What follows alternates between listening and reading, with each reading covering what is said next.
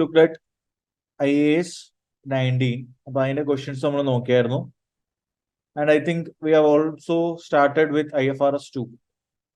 അല്ലെ, IFRS 2 discuss ചെയ്തായിരുന്നല്ലോ.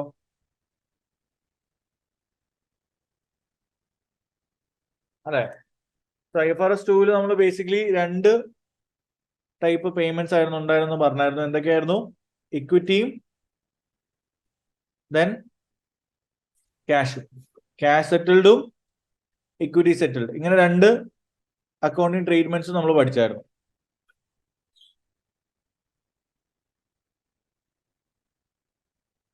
അല്ലെ, അപ്പോൾ അതിൽ നമ്മളിപ്പോ ഇക്വിറ്റി ആണെങ്കിൽ അവിടെ മിക്കവാറും എന്തൊക്കെയായിരിക്കും? ഷെയർ ഓപ്ഷൻസ് ഒക്കെ ആയിരിക്കും നമ്മൾ കൊടുക്കുന്നുണ്ടാവുക.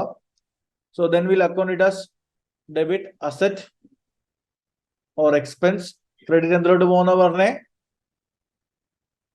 The credit will go to equity, and cash settled share based payment ആണെങ്കിലോ debit asset or expense, credit will go to liability. അല്ലെ, എനിക്ക് തോന്നുന്നു ഇത്രയായിരുന്നു ബേസിക്കലി നമ്മൾ ലാസ്റ്റ് ക്ലാസ്സിൽ ഡിസ്കസ് ചെയ്തത്. സോ അപ്പാർട്ട് ഫ്രം ദിസ് നിങ്ങൾ കുറച്ച് ഡേറ്റ്സും അല്ലെങ്കിൽ കുറച്ച് പീരീഡും ഒക്കെ എന്ന് പറഞ്ഞിരിക്കുക. So first one, grant date. Share based payment നമ്മൾ എപ്പോഴും മനസ്സിലാക്കേണ്ട ഒരു ഇമ്പോർട്ടന്റ് ആയിട്ടുള്ള ഡേറ്റ് ആണ് ഗ്രാൻഡ് ഡേറ്റ് എന്ന് പറയുന്നത്. എന്താണ് ഗ്രാൻഡ് ഡേറ്റ്? ദാറ്റ് ഈസ് ആ ഇക്വിറ്റി സെറ്റിൽഡ് അല്ലെങ്കിൽ ക്യാഷ് സെറ്റിൽഡ് ആയിട്ടുള്ള ഷെയർ ബേസ്ഡ് പേയ്മെന്റ് നമ്മൾ എംപ്ലോയീസിന് അല്ലെങ്കിൽ നമ്മുടെ കമ്പനി ഡയറക്ടേഴ്സിനൊക്കെ ഓഫർ ചെയ്ത് കൊടുക്കുന്ന ആ ഡേറ്റിനാണ് നമ്മൾ എന്തെന്ന് പറയുന്നത്? ഗ്രാൻഡ് ഡേറ്റ് എന്ന് പറയുന്നത്. ഓക്കെ മക്കളെ, അപ്പൊ ഗ്രാൻഡ് ഡേറ്റ് എന്ന് പറഞ്ഞാൽ എന്താണ്? ആ ഡേറ്റിലായിരിക്കും നമ്മൾ ഈ പറയുന്ന ഇക്വിറ്റി സെറ്റിൽഡും അതേപോലെ തന്നെ ക്യാഷ് സെറ്റിൽഡ് ആയിട്ടുള്ള ഷെയർ ബേസ്ഡ് പേയ്മെന്റ് ഒക്കെ ഓഫർ ചെയ്യുന്നുണ്ടാവുക. Okay, now once we have given an offer, ഈ ഓഫർ കൊടുത്തു കഴിഞ്ഞാൽ പിന്നെ ഈ ഓഫർ അവർക്ക് കൊടുക്കുന്നത് സർട്ടൻ കണ്ടീഷൻസ് അവർ സാറ്റിസ്ഫൈ ചെയ്യാനായിരിക്കും. ആ ഡയറക്ടേഴ്സ് ആണെങ്കിലും എംപ്ലോയീസ് ആണെങ്കിലും സർട്ടൻ കണ്ടീഷൻസ്, ഓക്കെ, ആ കണ്ടീഷൻസ് അവര് സാറ്റിസ്ഫൈ ചെയ്താൽ മാത്രമാണ് ഒരു പർട്ടിക്കുലർ ഡേറ്റിൽ എന്താവത്തുള്ളൂ അത് അവർക്ക് എക്സസൈസ് ചെയ്യാൻ പറ്റും. അപ്പൊ മേ ബി കണ്ടീഷൻ സാറ്റിസ്ഫൈ ചെയ്യാൻ ചിലപ്പോൾ ഒരു 1-2 വർഷം ടൈം പീരീഡ് അവർ കൊടുക്കും. ഓക്കെ, അപ്പൊ ഈ സർട്ടൻ കണ്ടീഷൻസിന് നമ്മൾ പറയുന്നത് വെസ്റ്റിംഗ് കണ്ടീഷൻസ് എന്നാണ്. ഓക്കെ, അവിടെ നമ്മളെ സ്റ്റാൻഡേർഡിൽ പറയുന്ന ഒരു ടെക്നിക്കൽ ടേം എന്താണ്? വെസ്റ്റിംഗ് കണ്ടീഷൻസ് എന്നായിരിക്കും. ദ സെയിം വേ ആ കണ്ടീഷൻസ് നമ്മൾ സാറ്റിസ്ഫൈ ചെയ്യേണ്ട ആ പീരീഡിന് പറയുന്ന പേരെന്താണ്? Will call it as vesting period. നമ്മൾ അതിനെന്ന് പറയും വെസ്റ്റിംഗ് പീരീഡ് എന്ന് പറയും. സോ ഈ 3 ഡേറ്റ്സും ആ നെയിംസ് ഒന്ന് നോക്കി വെച്ചേക്കുക. എന്തൊക്കെയാണ്? Grant date, then vesting period. Then vesting പീരീഡിലാണ് നമ്മൾ കണ്ടീഷൻസ് സാറ്റിസ്ഫൈ ചെയ്യേണ്ടത്, അതിനെ നമ്മൾ വെസ്റ്റിംഗ് കണ്ടീഷൻസ് എന്ന് പറയും. ദെൻ നമുക്ക് എക്സസൈസ് ചെയ്യാനുള്ള പീരീഡ് ആണ്. അത് ചിലപ്പം ഫ്രം ദ കണ്ടീഷൻ സാറ്റിസ്ഫൈ ചെയ്ത് കഴിഞ്ഞ ശേഷം 1 വർഷം അല്ലെങ്കിൽ 2 വർഷമൊക്കെ ടൈം കൊടുക്കും. എന്ത് ചെയ്യാൻ? അത് എക്സസൈസ് ചെയ്യാൻ വേണ്ടിയിട്ട് ഒരു ടൈം പീരീഡ് നമ്മൾ കൊടുക്കുന്നുണ്ടായിരിക്കും. Is it clear everyone? Okay, so this is same for equity settled and cash settled. എന്താണ്? ഇക്വിറ്റി സെറ്റിൽഡിനും ക്യാഷ് സെറ്റിൽഡിനും സെയിം ആയിരിക്കും. Is it clear everyone? So now ഈ കണ്ടീഷൻസ് എന്തൊക്കെയാവാം? ഈ കണ്ടീഷൻസ് എന്ന് പറയുന്നത് എന്തൊക്കെയാവാം? These conditions are classified into 2, that is non-market based vesting conditions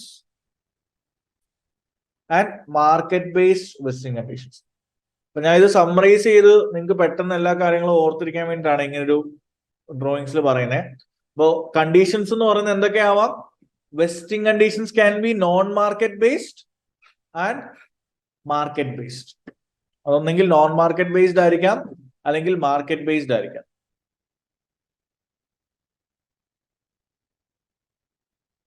okay, so now what's a difference? ഈ രണ്ട് conditions തമ്മിലുള്ള വ്യത്യാസം എന്താണെന്ന് നമുക്ക് നോക്കാം. അപ്പൊ ഇപ്പോൾ നമ്മൾ ഒരു എംപ്ലോയിനോട് പറയുവാണ് മിനിമം 5 years എങ്കിലും നിങ്ങൾ ഈ കമ്പനിയിൽ നിൽക്കുന്നുണ്ടായിരിക്കണം.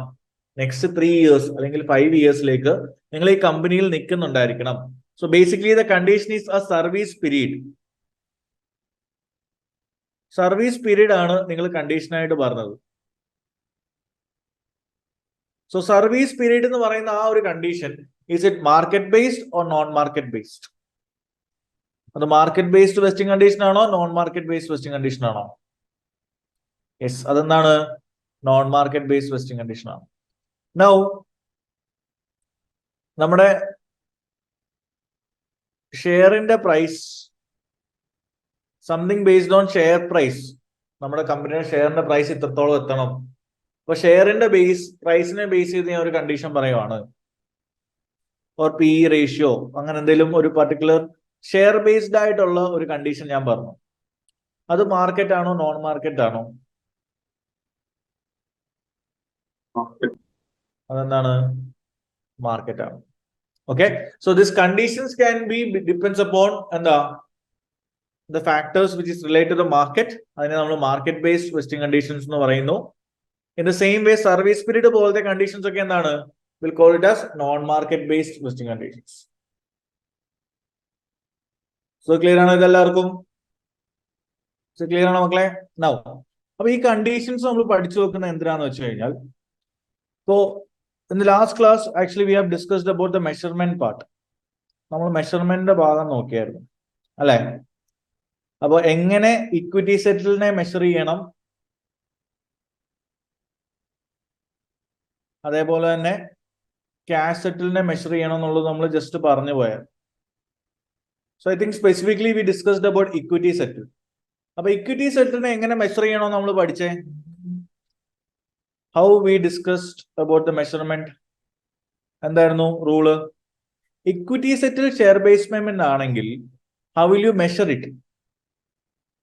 We'll measure it on the base of the value of that instrument or the fair value. നമ്മൾ അവർക്ക് ഓഫർ ചെയ്യുന്ന ആ ഇൻസ്ട്രുമെന്റിന്റെ ഫെയർ വാല്യൂ എന്താണോ അറ്റ് ഗ്രാൻഡ് ഡേറ്റ്, അതിന്റെ ബേസിലാണ് നമ്മൾ എന്ത് ചെയ്യുന്നുണ്ടാവുക? മെഷർമെന്റ് ചെയ്യുന്നുണ്ടാവുക. Is it clear everyone?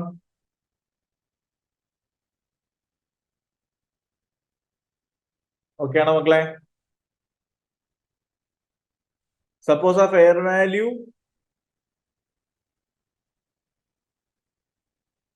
Base ചെയ്തിട്ടായിരിക്കും നമ്മൾ മെഷർ ചെയ്യുന്നത്. എസ്പെഷ്യലി ആർക്കാണെങ്കിൽ? എംപ്ലോയീസ് ആണെങ്കിൽ. ഇത് തന്നെ നമ്മൾ equity settle share based payment non എംപ്ലോയീസിനാണ് കൊടുക്കുന്നതെങ്കിലോ, അവർ നമുക്ക് തരുന്ന fair value of goods or സർവീസിന്റെ ബേസിലായിരിക്കും നമ്മൾ മെഷർ ചെയ്യുന്നുണ്ടായിരിക്കുക. ആ ഗുഡ്സും സർവീസും നമുക്ക് മെഷർ ചെയ്യാൻ പറ്റിയില്ലെങ്കിൽ again will measure it at the fair value of instrument at grant date.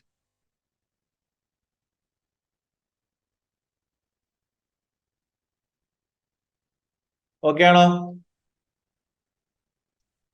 ഈ ഒരു പാർട്ട് ഓർക്കുന്നുണ്ടോ? യെസ്.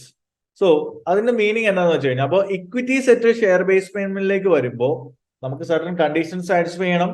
കണ്ടീഷൻ സാറ്റിസ്ഫൈ ചെയ്താലേ അവർക്ക് എക്സസൈസ് ചെയ്യാൻ പറ്റത്തുള്ളൂ. ബട്ട് അവിടെ മെഷർമെന്റ് എന്ന് പറയുന്നത് കംപ്ലീറ്റ്ലി എന്തിനെ ഡിപ്പെൻഡ് ചെയ്തിരിക്കും? The measurement will be based on the fair value at the grant date. Okay. അപ്പോ during the service period, whether this non-market vesting conditions are met എന്നുള്ളത് മാത്രമേ അവർ നോക്കത്തുള്ളൂ. ദാറ്റ് ഈസ് സർവീസ് പീരീഡ് അവർ complete ചെയ്യുന്നുണ്ടോ ഇല്ലയോ. അങ്ങനെ നോൺ മാർക്കറ്റ് വെസ്റ്റിംഗ് കണ്ടീഷൻസ് മാത്രമേ നമ്മൾ എവിടെ നോക്കത്തുള്ളൂ? സാറ്റിസ്ഫൈ ചെയ്തെന്ന് മാത്രമേ നമ്മൾ എവിടെ നോക്കത്തുള്ളൂ? Equity settle share based payment നമ്മൾ നോക്കത്തുള്ളൂ. ഓക്കെ ആണോ?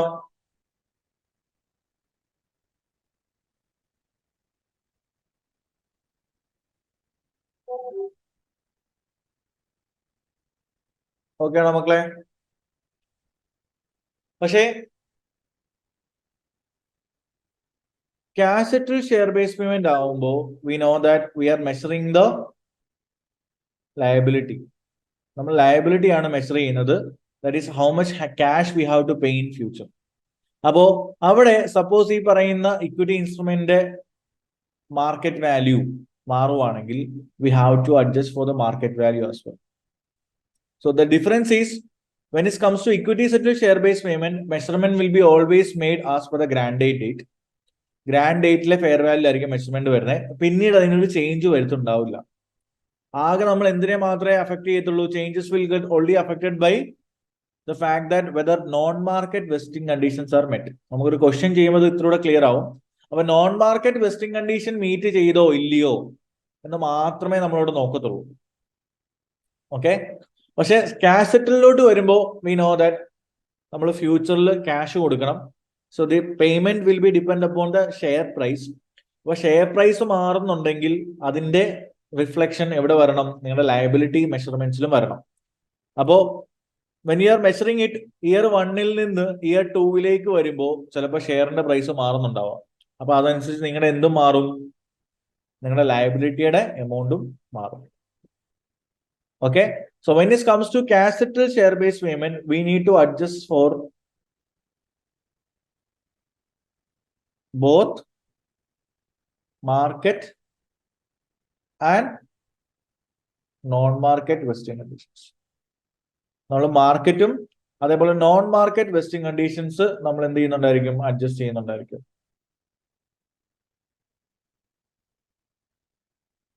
Okay. But when it comes to equity settled നമ്മൾ എന്ത് മാത്രമേ അഡ്ജസ്റ്റ് ചെയ്യത്തുള്ളൂ? നോൺ മാർക്കറ്റ് മാത്രമേ അഡ്ജസ്റ്റ് ചെയ്യത്തുള്ളൂ. നമ്മളവിടെ market based vesting conditions meet ചെയ്തോന്ന് നോക്കേണ്ട ആവശ്യമില്ല. Because ultimately we are giving them the shares. Share ആണ് ഞാൻ കൊടുക്കുന്നത്. ഇത്ര നമ്പർ ഓഫ് ഷെയർ ആണ് ഞാൻ കൊടുക്കുന്നത്. പക്ഷെ ഇവിടെ അങ്ങനല്ല. I am paying cash. That cash value will be depend upon the market price of the shares on a particular date. അപ്പൊ ഷെയറിന്റെ പ്രൈസ് ഒക്കെ എന്തെങ്കിലും മാറുന്നുണ്ടെങ്കിൽ, അപ്പൊ ആ രീതിയിലുള്ള എന്തെങ്കിലും മൂവ്മെന്റ്സ് വരുന്നുണ്ടെങ്കിൽ ആ മൂവ്മെന്റ്സ് ഞാൻ അഡ്ജസ്റ്റ് ചെയ്തേ പറ്റൂ. So when it comes to cash settled share based payment, we have to adjust for both market and non market vesting conditions. അപ്പൊ ഇവിടെ ഇതിന്റെ മെഷർമെന്റ് വരുന്ന എപ്പോഴും എങ്ങനെ ആയിരിക്കും? The measurement will be based on reporting date. അപ്പൊ ആ particular reporting ഡേറ്റിലെ fair value മാറുന്ന അനുസരിച്ചിട്ട്, ആ ഇൻസ്ട്രുമെന്റ് ഫെയർ വാല്യൂ മാറുന്ന അനുസരിച്ചിട്ട് എന്തും മാറും? നിങ്ങളുടെ ലയബിലിറ്റിയുടെ value it will keep on change. Is clear everyone? അപ്പൊ എക്സാമിന് കൂടുതലും ക്യാഷ് സെറ്റിൽഡ് ആയിരിക്കും ചോദിക്കാൻ സാധ്യതയുള്ളത്. കാരണം there we need to adjust for both market and non market vesting conditions. അപ്പൊ മാർക്കറ്റിൽ വരുന്ന പ്രൈസ് മൂവ്മെന്റ്സും നമ്മൾ അഡ്ജസ്റ്റ് ചെയ്യണം. along with that ഈ സർവീസ് പീരീഡ് പോലത്തെ കണ്ടീഷൻസ് മീറ്റ് ചെയ്തോ എന്നുള്ളതും ചെക്ക് ചെയ്യണം. ഓക്കെ ആണോ? Is it clear? So I hope like almost എല്ലാവരും നമ്മൾ എന്തായാലും നിങ്ങൾ ഒരു ക്ലാസ് അറ്റൻഡ് ചെയ്തതാണ്. സോ അതിന്റെ ജസ്റ്റ് ഫോളോ അപ്പ് ഒരു സമ്മറി പോലെ എടുത്തേ ഉള്ളത്. So is it clear everyone? അപ്പൊ ഇക്വിറ്റി സെറ്റിൽഡും ക്യാഷ് സെറ്റിൽഡും തമ്മിലുള്ള ഒരു മേജർ വ്യത്യാസം മനസ്സിലായോ?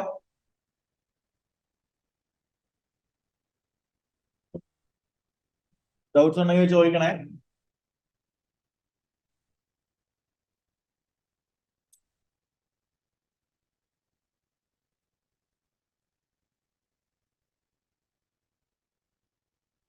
ഓക്കെ. ഇതാണ് ഓവറോൾ IFRS 2 നമ്മൾ ഓർക്കേണ്ടത്. അപ്പൊ ഒന്നുകൂടെ ഞാൻ പറയുകയാണ്, 2 ടൈപ്പ് സെറ്റിൽമെന്റ്സ് ഉണ്ട്. എന്തൊക്കെയാണ്? ഇക്വിറ്റി സെറ്റിൽഡും ഉണ്ട്, ക്യാഷ് സെറ്റിൽഡും ഉണ്ട്. അപ്പോൾ ഇതിനെല്ലാം ഒരു ടൈം പീരീഡ് കാണും എക്സസൈസ് ചെയ്യാൻ വേണ്ടിയിട്ട്. അപ്പോൾ ഇതൊക്കെ ഓഫർ ചെയ്യുന്ന ഡേറ്റ് നമ്മൾ എന്ന് പറയും? ഗ്രാൻഡ് ഡേറ്റ് എന്ന് പറയും. ഈ കണ്ടീഷൻസ് സാറ്റിസ്ഫൈ ചെയ്യേണ്ട പീരീഡിനാണ് നമ്മൾ എന്തെന്ന് പറയുന്നത്? വെസ്റ്റിംഗ് പീരീഡ് എന്ന് പറയുന്നത്. ഡ്യൂറിംഗ് ദ വെസ്റ്റിംഗ് പീരീഡ് നമ്മൾ മീറ്റ് ചെയ്യേണ്ട കണ്ടീഷൻസിനെ will call it as vesting conditions. That is again classified into 2, that is non-market based and market based. So അത് തമ്മിലുള്ള വ്യത്യാസം മനസ്സിലായെന്ന് ഞാൻ വിചാരിക്കുന്നു. എന്താണ് മാർക്കറ്റും നോൺ മാർക്കറ്റും തമ്മിലുള്ള വ്യത്യാസം എന്നുള്ളത്?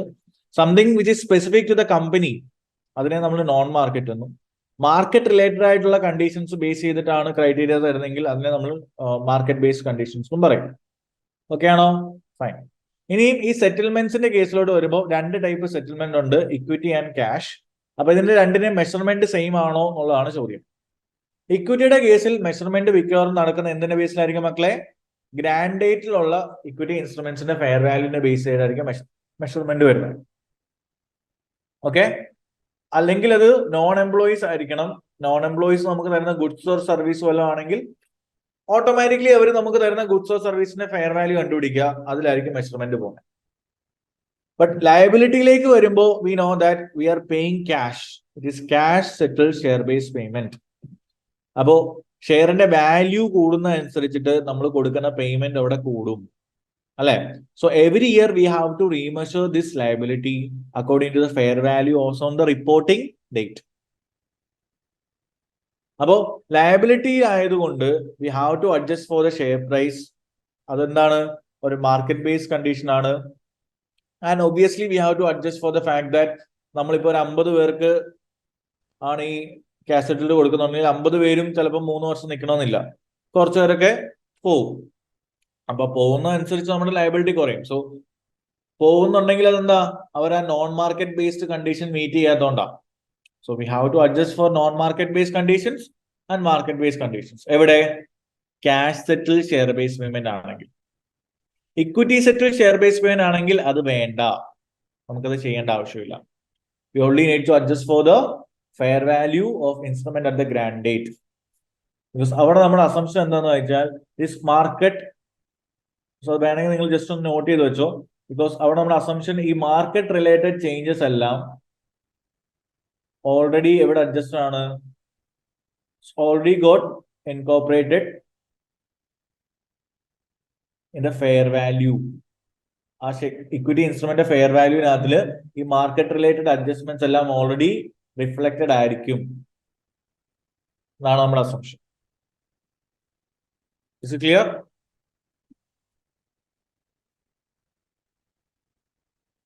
ഓക്കെ ആണോ മക്കളെ? അതെന്തെങ്കിലും ഒരു ക്ലാരിറ്റി കുറവുണ്ടോ?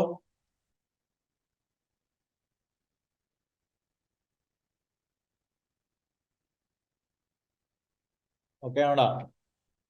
എന്തായാലും എല്ലാവരും എന്തെങ്കിലും ഇരിക്കുന്നത്, ഇത് ഇന്ത്യ പോലെ സെമി ഫൈനൽ വരെ കളിച്ചിട്ട് ഫൈനലാകുമ്പോൾ ശോകമായ അവസ്ഥയാണല്ലോ.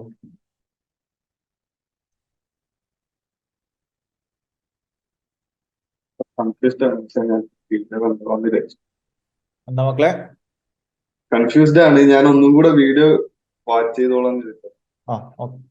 Cash settled liabilities amount is fixed. Remeasurement മനസ്സിലായില്ല. ഓക്കെ, റീമെഷർമെന്റ് എന്ന് പറഞ്ഞാൽ let's say 20x1 x2 x3. x1 ഞാനൊരു സാധനം ഓഫർ ചെയ്തിട്ട് പറഞ്ഞു 3 വർഷം ഈ കമ്പനി നിൽക്കണമെന്ന് പറഞ്ഞു. അപ്പൊ x1 നിനക്ക് ഞാൻ തന്ന ആ ഒരു പർട്ടിക്കുലർ ഷെയറിന്റെ പ്രൈസ് $10 ആണ്. x2 ആയപ്പോഴത്തേക്കും ആ ഷെയറിന്റെ പ്രൈസ് $12 ആയി. x3 ആയപ്പോഴത്തേക്കും ആ ഷെയറിന്റെ പ്രൈസ് $13 ആയി. Okay, so in case of equity settlement ആണെങ്കിൽ we will measure it only as per the fair value at the grand date. Grand ഡേറ്റിൽ എന്താണോ നിന്റെ ഷെയറിന്റെ പ്രൈസ്, ആ വാല്യൂന്റെ ബേസിലായിരിക്കും ത്രൂ ഔട്ട് ദ പീരീഡ് അതിനെ മെഷർ ചെയ്ത് പോകുന്നത്. പക്ഷെ ലയബിലിറ്റിയിലേക്ക് വരുമ്പോൾ നമുക്ക് എന്താ പ്രശ്നം? Liability means we have to pay cash. Okay, അപ്പോ ഷെയറിന്റെ പ്രൈസിനനുസരിച്ചായിരിക്കും നമ്മൾ ക്യാഷ് കൊടുക്കേണ്ടി വരുന്നുണ്ടാവുക. അപ്പൊ ഷെയറിന്റെ പ്രൈസ് 10-ൽ നിന്ന് 12 ആയി എവിടെ, x2-ല്. അപ്പൊ അതനുസരിച്ച് എന്റെ ലയബിലിറ്റി എന്ത് ചെയ്യണം? റീമെഷർ ചെയ്യണം. ലെറ്റ്സ് സേ 5 ഡയറക്ടർ ഉണ്ട്. 5 ഡയറക്ടറിന് ഞാൻ 100 ഷെയർ അപ്രീസിയേഷൻ റേറ്റ്സ് ആണ് കൊടുത്തത്. So when I measure it in x1, അതിന്റെ വാല്യൂ എത്രയാണ്? ഇൻറ്റു 10 ആണ്. ഓക്കെ, പക്ഷെ ഇതേ കാര്യം ഞാൻ when I measuring that liability in x2, അതിന്റെ വാല്യൂ എത്ര ആവും? 12 ആവും. കാരണം എന്താ? ഷെയറിന്റെ പ്രൈസ് ചേഞ്ച് ചെയ്തു, അതനുസരിച്ച് ഞാൻ കൊടുക്കേണ്ട ക്യാഷിന്റെ എമൗണ്ടും കൂടി. നൗ ഇയർ 3ലേക്ക് വരുമ്പോൾ 5 ഡയറക്ടേഴ്സിന് 100 SIR ഓഫർ ചെയ്തു. പക്ഷെ അവിടെ ഷെയറിന്റെ പ്രൈസ് എത്ര ആയി? $13 ആയി. So I have to again remeasure it. So this remeasurement should happen in case of cash settle share based payment, because there we are paying them in cash in future. മനസ്സിലായോ? പക്ഷെ equity settled ആണെങ്കിൽ നമ്മൾ എന്ത് ചെയ്യത്തുള്ളൂ? Through out this period എല്ലാ വർഷവും നമ്മൾ measurement ചെയ്യുന്നത് എങ്ങനെയായിരിക്കും? 5 × 100 × $10, 5 × 100 × $10 എന്നുള്ള രീതിയിൽ തന്നെ ആയിരിക്കും പോകുന്നത്. That value won't change. We'll measure it as per the fair value at the grand date. ആ മാർക്കറ്റ് റിലേറ്റഡ് ചേഞ്ചസ് നമ്മൾ നോക്കത്തില്ല. ക്ലിയർ ആണോ മക്കളെ?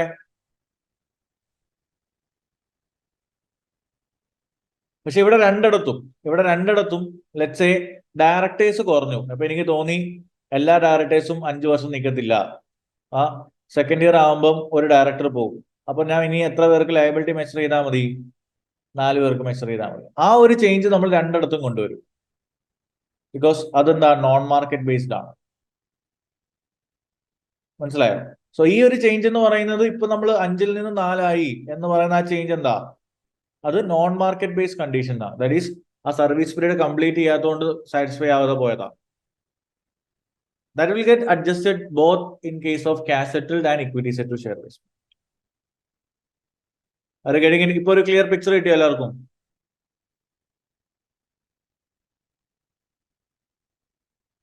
What about others?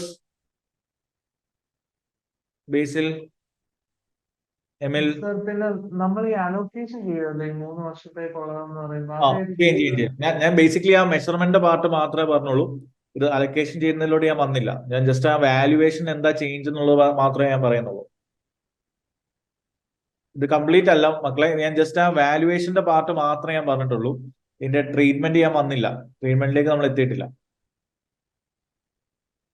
സർ, അതേപോലെ തന്നെ നമുക്ക് ക്വസ്റ്റ്യൻ വരുമ്പോൾ ഇപ്പം 3 വർഷത്തെ പീരീഡ് നമുക്ക് ടോട്ടലായിട്ട് ഇപ്പോൾ ഒരു 10 എംപ്ലോയീസ് 3 വർഷത്തിനിടയ്ക്ക് പോയെന്ന് പറയുന്നത് അങ്ങനെ ഒരു കേസ് വരും. എനിക്ക് സൗണ്ട് ഭയങ്കര ലോ ആയിട്ട് അയക്കുന്നത്. 3 വർഷം തരുമ്പോ സർ, ഇപ്പം 3 വർഷം കൊണ്ട് നമ്മുടെ കയ്യിൽ നിന്ന് ഒരു 10 എംപ്ലോയീസ് ലീവ് ചെയ്ത് പോയെന്നൊരു കേസ് വന്നു.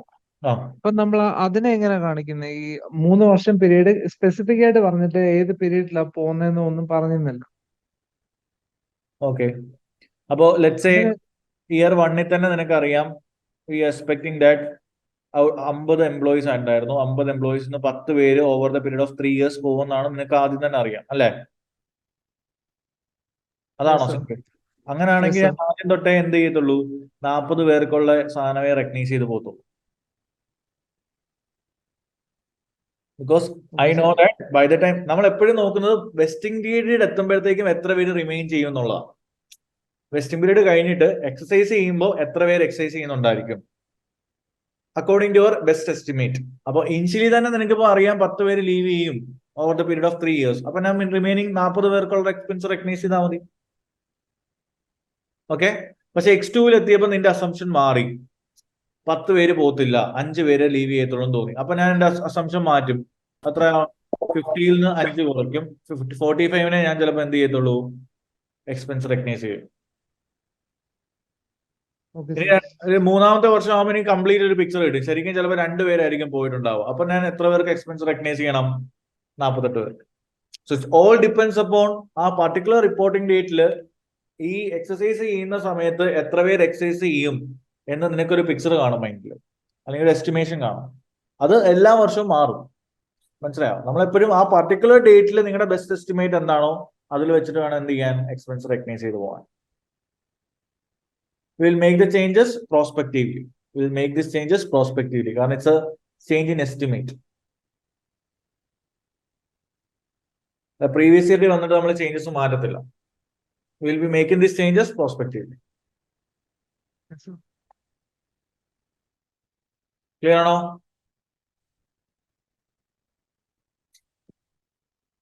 ഓക്കെ, നമുക്ക് ക്വസ്റ്റ്യൻ ചെയ്യാം. അപ്പൊ നിങ്ങൾക്ക് ഒരു ബെറ്റർ ക്ലാരിറ്റി കിട്ടും.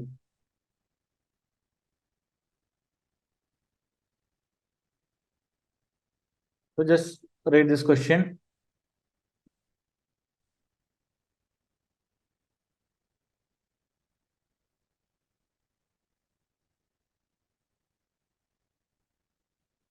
So in a B part വായിക്കാം.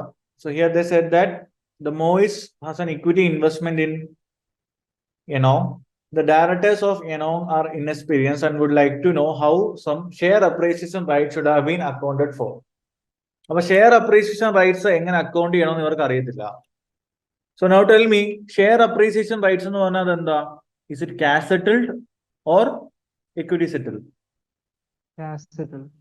യെസ്, ഷെയർ അപ്രീസിയേഷൻ റൈറ്റ്സ് എന്ന് പറഞ്ഞാൽ എന്തായിരിക്കും? അത് cash settled share based payment ആണ്, അല്ലെ? ഇപ്പൊ details or SIR has been given as follows. So അതിന്റെ ഡീറ്റെയിൽസ് ഒന്ന് വായിച്ചേ.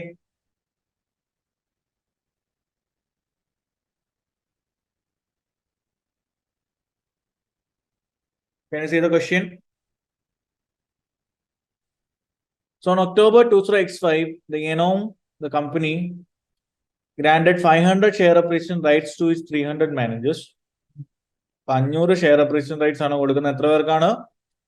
300 മാനേജേഴ്സ്. ഇത് എന്നാ കൊടുക്കുന്നത് മക്കളെ? When they are giving it?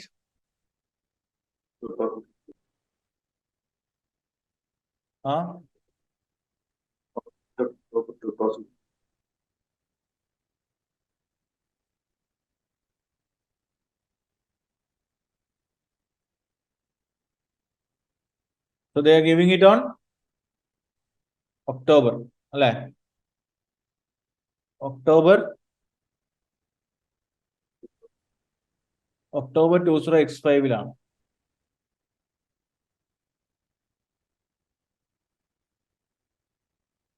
And condition എന്തായിരുന്നു? 500 share appreciation rights for 300 directors. 500 SIR for how many directors? 300 directors.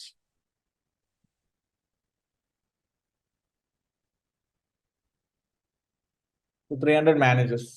Directors are 300 managers. We got 300 directors on the bed.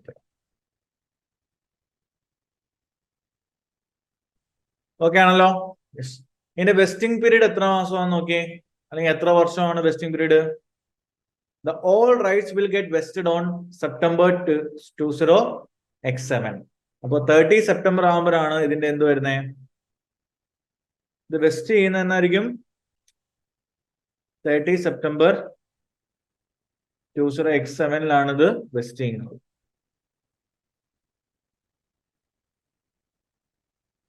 So almost എത്ര വർഷമുണ്ട്?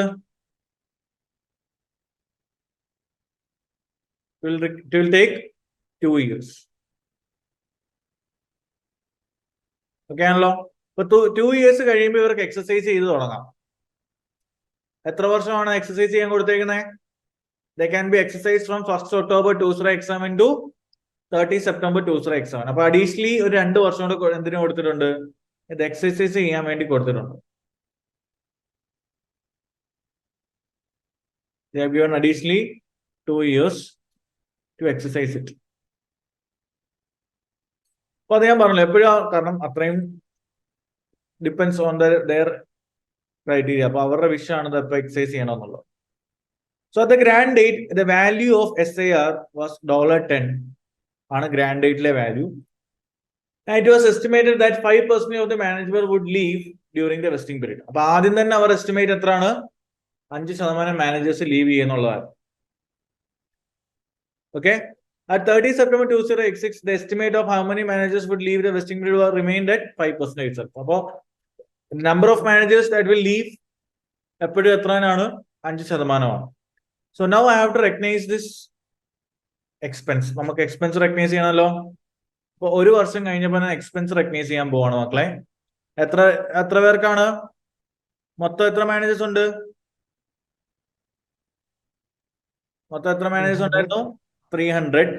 300-ന് ഞാൻ expense recognise ചെയ്യണോ? 5% അതിന്റെ 95% ആൾക്കാരെ നമ്മുടെ കൂടെ നിൽക്കത്തുള്ളൂ. അപ്പൊ ഇതാണ് number of employees expect to west.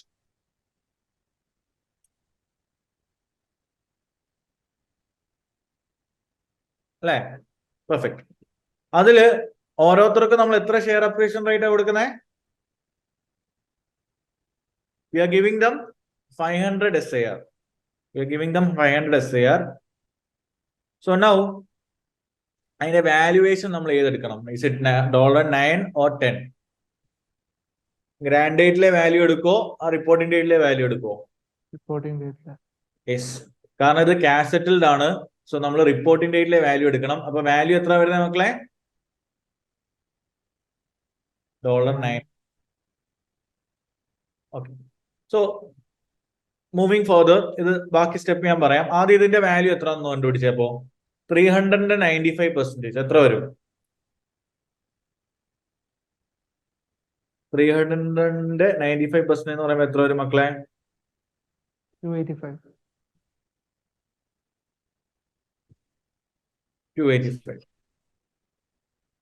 285 into 500 multiplied by $9. എത്രയാണ് value?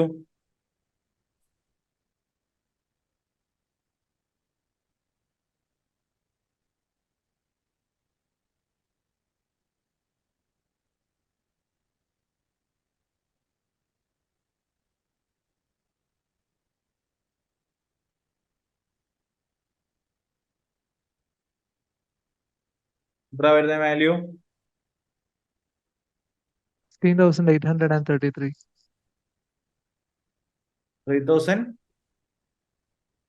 15,833. 50. Okay.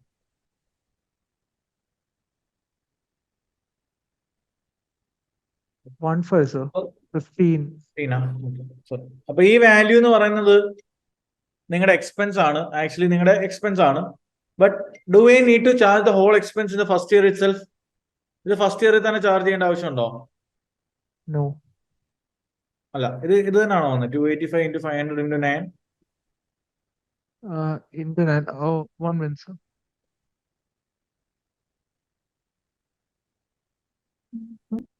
Is it 12825? No, sir. 1282500. I divided by 9. Sorry. So it should be 12825.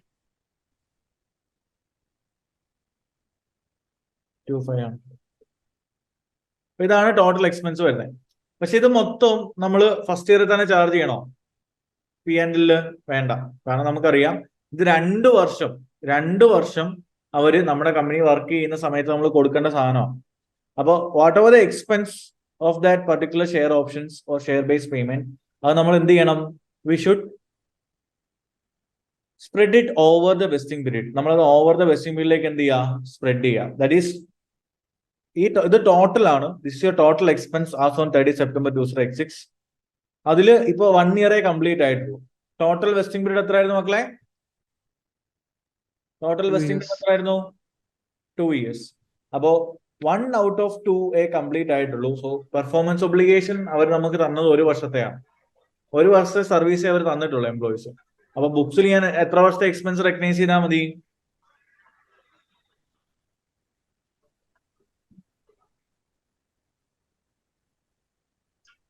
എത്ര വരുന്നേ?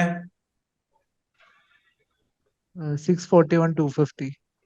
641,250. ഓക്കെ ആണോ? അപ്പൊ നമ്മൾ കാൽക്കുലേറ്റ് ചെയ്യണം നമ്മുടെ എക്സ്പെക്ടഡ് വാല്യൂ. അത് കഴിഞ്ഞിട്ട് നമ്മൾ എന്തുകൂടെ ചെയ്യാം? ഈ ഒരു അലക്കേഷനോടെ ചെയ്യാം. അപ്പൊ അലക്കേഷൻ ചെയ്യുന്ന എന്തിന്റെ ബേസിലായിരിക്കും? അവര് നമുക്ക് തന്ന ആ സർവീസ് പീരീഡ് ഉണ്ടായിരിക്കും. ആ സർവീസ് പീരീഡ് കംപ്ലീറ്റഡ് എത്ര വർഷം കംപ്ലീറ്റ് ചെയ്തു നോക്കുക, divided by total vesting period നോക്കുക. ഇതായിരിക്കണം നമ്മുടെ ആ ഒരു അലക്കേഷന്റെ ഫോർമുല കേട്ടോ. എക്സ്പെൻസ് അലക്കേറ്റ് ചെയ്യാനുള്ള ഫോർമുല. ഓക്കെ ആണോ എല്ലാവർക്കും? അപ്പൊ ഇയർ 1 എങ്ങനെയാണെന്നുള്ളത് ക്ലിയർ ആണോ? അത് കാൽക്കുലേറ്റ് ചെയ്ത് ക്ലിയർ ആണല്ലോ? യെസ്. സോ നൗ ഇയർ 1 നിന്ന് ഇനി ഇയർ 2 വരുമ്പോ എന്താ വ്യത്യാസം? That is it reached 30 September 2007. All of the managers who were expected to leave the employment did leave the company as expected 30 September 2007. അപ്പോൾ 2007 എത്തിയപ്പോഴത്തേക്കും നമ്മൾ എക്സ്പെക്ട് ചെയ്ത പോലെ എല്ലാവരും പോയി എന്ന് പറഞ്ഞു. അപ്പൊ എത്ര പേര് പോയത്? 5% ആൾക്കാർ പോയി എന്നായിരുന്നു നമ്മുടെ എക്സ്പെക്ടേഷൻ. സോ അത് അതേപോലെ തന്നെ സംഭവിച്ചു. 285 ആൾക്കാർ റിമെയിൻ ചെയ്തുള്ളൂ. എല്ലാവർക്കും 500 SIR വെച്ച് കൊടുക്കണം. അതിന്റെ വാല്യൂ എത്ര ആയിരിക്കും മക്കളെ? സോ അതിന്റെ വാല്യൂ എത്ര? 11. Is it 9 itself? No. കാരണം ഇവിടെ ഫെയർ വാല്യൂ മാറി. Fair value have change from 9 to 11. അപ്പൊ നമ്മൾ എന്ത് ചെയ്യാം? We have to remeasure the liability as per the fair value at the reporting date. Now എത്ര വർഷം കംപ്ലീറ്റ് ആയി? 2 out of 2 കംപ്ലീറ്റ് ആയി. So 2 years ഉണ്ടായിരുന്നു, 2 കംപ്ലീറ്റ് ആയി. So tell me how much should be the expense? Total expense നമ്മൾ എത്ര recognise ചെയ്യണ്ടേ?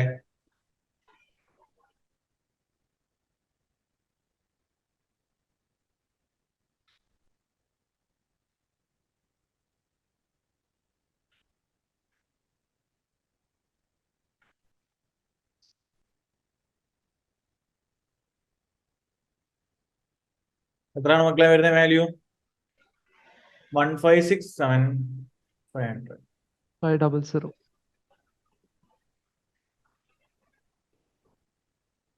Okay ആണോ? യെസ്. അപ്പോ the first year the entry will be debit expense 641,250, credit ലയബിലിറ്റി 641,250. But what about second year? Second ഇയറിലേക്ക് വരുമ്പോൾ നമ്മൾ ഓൾറെഡി എത്ര എക്സ്പെൻസ് റെക്കഗ്നൈസ് ചെയ്തിട്ടുണ്ട്? With respect to the share base payment we already recognize an expense of 641,250. അപ്പൊ additionally നമ്മൾ ഇനി എത്രയോടെ recognise ചെയ്താൽ മതി? 926,250. So the difference amount recognise ചെയ്താൽ പോരെ, ആ ഇൻക്രീസ് റെക്കഗ്നൈസ് ചെയ്താൽ പോരെ. അപ്പൊ എത്ര വരുന്നേ? 926,250. 5 926,250. 926,250.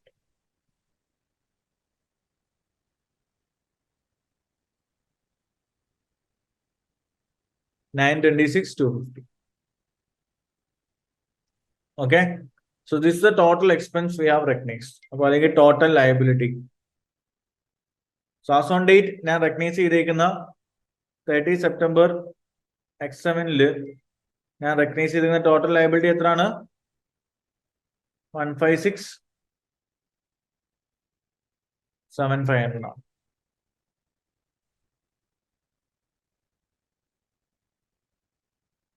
Is it clear, everyone?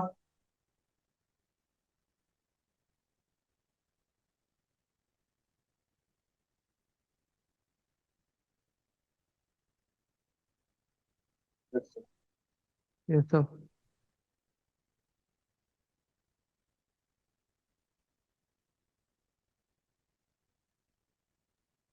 So this is equity settled ആയിരുന്നെങ്കിൽ ഈ ചേഞ്ച് ഇൻ മാർക്കറ്റ് പ്രൈസ് നമ്മൾ എടുക്കില്ല, ലൈക് വെസ്റ്റിംഗ് പീരീഡിൽ ഡേറ്റ് ഓഫ് വെസ്റ്റിംഗ് പീരീഡിലുള്ള പ്രൈസിനാണോ? ഇക്വിറ്റി സെറ്റിൽമെന്റ് എടുക്കൂല. Okay. Share base payment equity settled ആണെങ്കിൽ നമ്മൾ ഈ ഒരു ചേഞ്ച് എടുക്കൂല. എംപ്ലോയീസ് ലീവ് ചെയ്യുന്ന കാര്യം കൺസിഡർ ചെയ്യും, പക്ഷെ ആ മാർക്കറ്റ് പ്രൈസ് മാറുന്ന നമ്മൾ കൺസിഡർ ചെയ്യത്തില്ല. കാരണം നമ്മൾ ക്യാഷ് ആയിട്ടല്ലോ പേ ചെയ്യുന്നത്, we are paying them in shares. പക്ഷെ ഇവിടെ നമ്മൾ ക്യാഷ് ആണ് പേ ചെയ്യുന്നത്. അപ്പൊ ഷെയറിന്റെ പ്രൈസ് കൂടുന്നതനുസരിച്ച് നമ്മൾ കൊടുക്കേണ്ട ലയബിലിറ്റി എന്ത് ചെയ്യും? കൂടും. മനസ്സിലായോ? ആ ഡിക്രീസും ആവാം, ഡിക്രീസും ആവാം. But we have to adjust with respect to the fair value എന്നുള്ളതാണ് ക്വസ്റ്റ്യൻ. ഓക്കെ, അപ്പൊ നമ്മൾ എക്സ്പെക്ട് ചെയ്ത ലയബിലിറ്റി എത്രയാണ് മക്കളെ? 2007 എത്തിയപ്പോഴത്തേക്കും ടോട്ടൽ ലയബിലിറ്റി നമ്മൾ എക്സ്പെക്ട് ചെയ്തത് 156,700 ആയിരുന്നു നമ്മൾ എക്സ്പെക്ട് ചെയ്ത ലയബിലിറ്റി. അതിൽ നിന്ന് ഇനി എന്താ? ഡ്യൂറിങ് ദ പീരീഡ് X8-ല് കുറച്ച് പേര് ഇത് എന്ത് ചെയ്യാൻ പോവാണ്? എക്സസൈസ് ചെയ്യും. എത്ര പേരെ എക്സസൈസ് ചെയ്യുന്നേ നോക്കിയേ? എത്ര പേരെ എക്സസൈസ് ചെയ്യുന്നേ?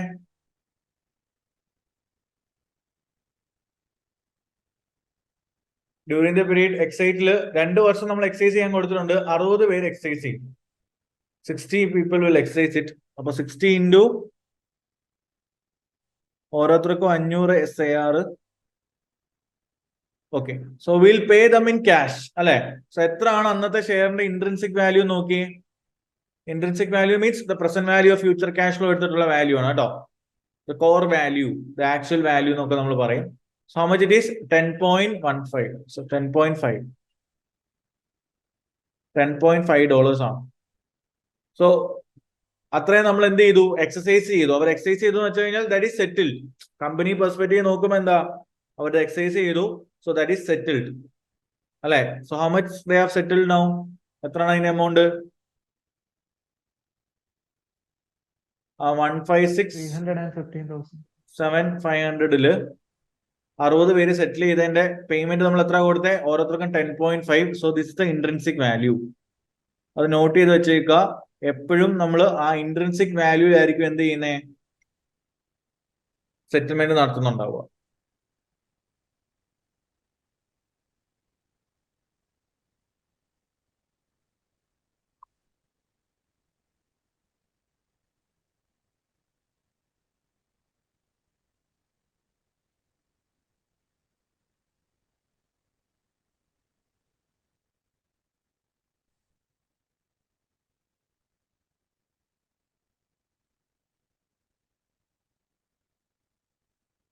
എത്രയാണോ മക്കളെ വരുന്ന എമൗണ്ട്?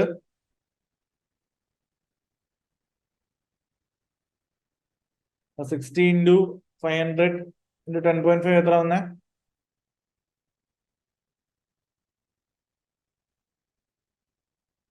ഇതാണോ 315,000 ആണോ? യെസ്. സോ ബാക്കി എത്രയാണ് റിമൈനിങ് ലയബിലിറ്റി? നമ്മൾ എക്സ്പെക്ട് ചെയ്യുന്ന റിമൈനിങ് ലയബിലിറ്റി എത്രയാണ്? ആഫ്റ്റർ ദ സെറ്റിൽമെന്റ് നമ്മൾ എക്സ്പെക്ട് ചെയ്യുന്ന റിമൈനിങ് ലയബിലിറ്റി എത്ര? 125, 2500. 125, 2500. 125, 2500. 00. ക്ലിയർ? ഇതൊക്കെയാണ് എല്ലാവർക്കും? 00, sir. 00. 100 ഇല്ല സർ, ജസ്റ്റ് 00. So it's 125, 2500. അപ്പൊ ഇത് ക്ലിയർ ആണോ? സോ 1,252,500 ആണ്. സോ റിമൈനിങ് ലയബിലിറ്റി എങ്ങനെ വന്നു എന്ന് മനസ്സിലായി എല്ലാവർക്കും? കാരണം ബാക്കി എക്സസൈസ് ചെയ്ത് കഴിഞ്ഞു, 60 എക്സസൈസ് ചെയ്തു. അപ്പൊ ഇനി ബാക്കി നമ്മുടെ എക്സ്പെക്ടേഷൻ പ്രകാരം ലയബിലിറ്റി എത്രയേ ഉള്ളൂ remaining?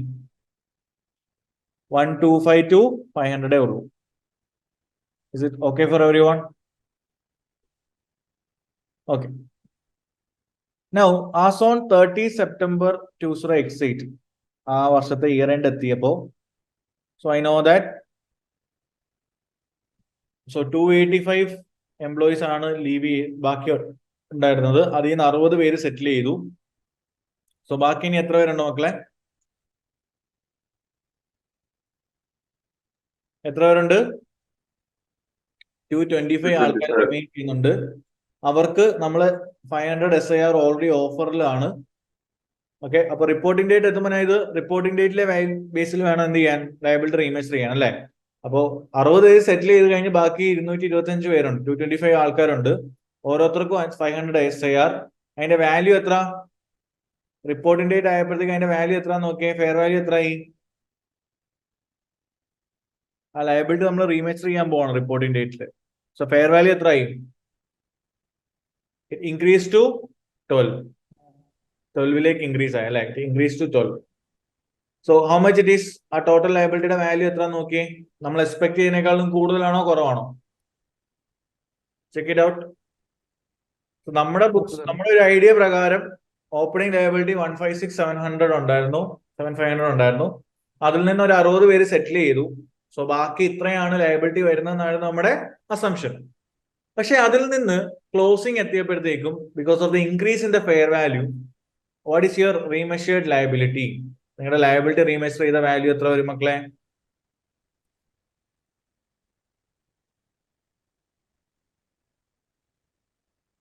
1,350,000.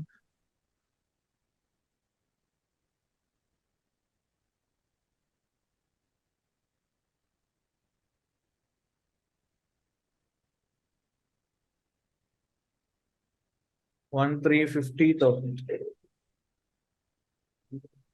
So 1,350,000. So what is the increase now? So increase എത്രയാണ്?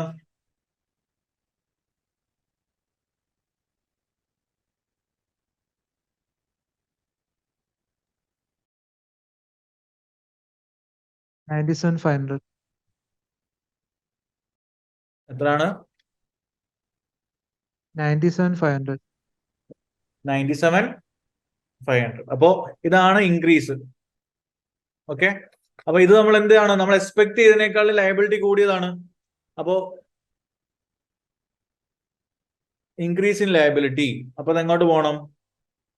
Debit to P&L 97,500. ക്രെഡിറ്റ് എങ്ങോട്ട് പോവാ? ലയബിലിറ്റി പോവാ 97,500.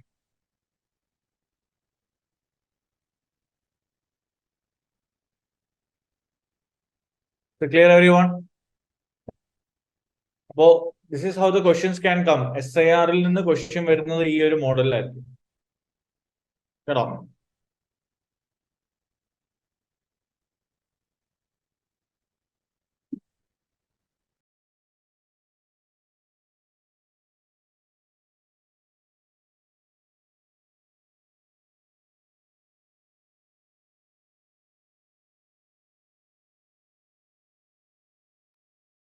മോസ്റ്റ്ലി കാൽക്കുലേഷൻ ആയിരിക്കും, അല്ലെങ്കിൽ തിയററ്റിക്കൽ വരും.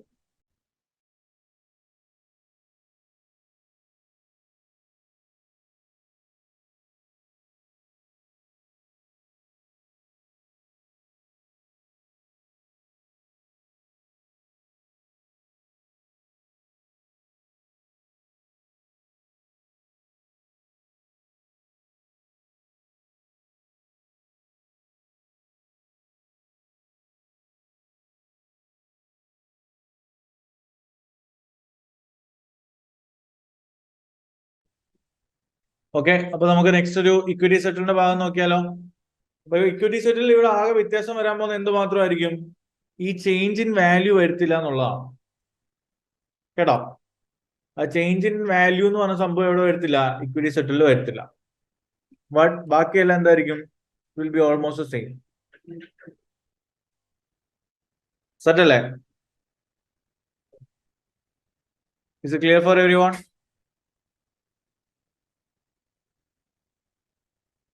അപ്പൊ ഈ ഇൻക്രീസ് വന്നത് ക്ലിയർ ആണോ എല്ലാവർക്കും?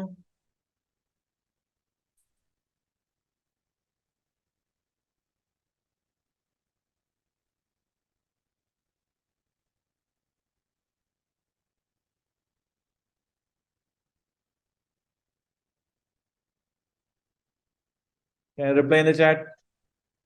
Any doubts? Yes, sir. Okay. So we'll do another question.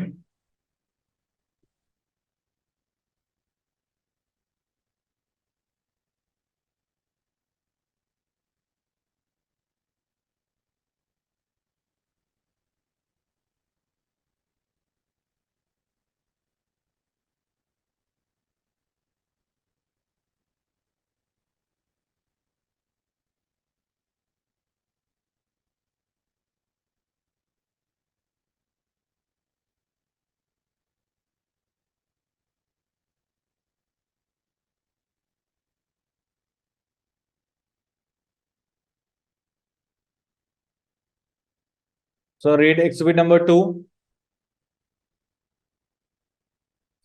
So read that question. ഇതും ഒരു ക്യാഷ് സെറ്റിലിന്റെ സെനാരിയോ ആണ്.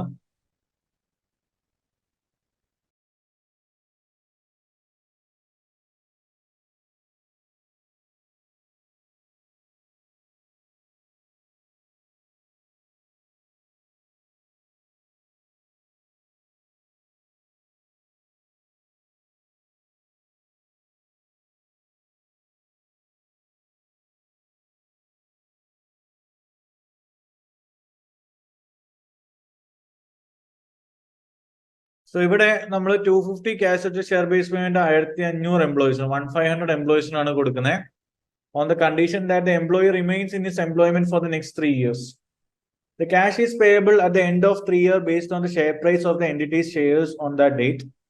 During the year to 30 November 2007, that is within 1 year, 65 employees left, and at that date, Armstrong estimate that additional 150 employees will leave during the following 2 years. The price at 30 November 2007 is 35 per share, and it is anticipated that it will increase to 46 per share by 30 November 2009. Armstrong has charged the expense to P&L and credited the same amount within the equity. Okay, so is that the right treatment? Is the treatment correct or no?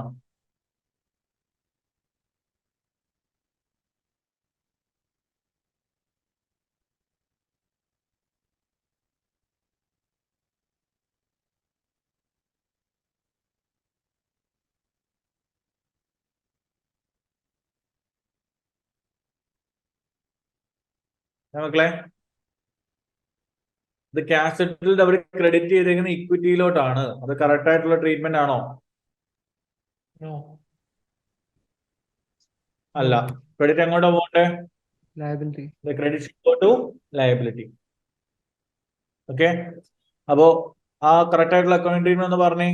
So how much should be your estimated expense on that date?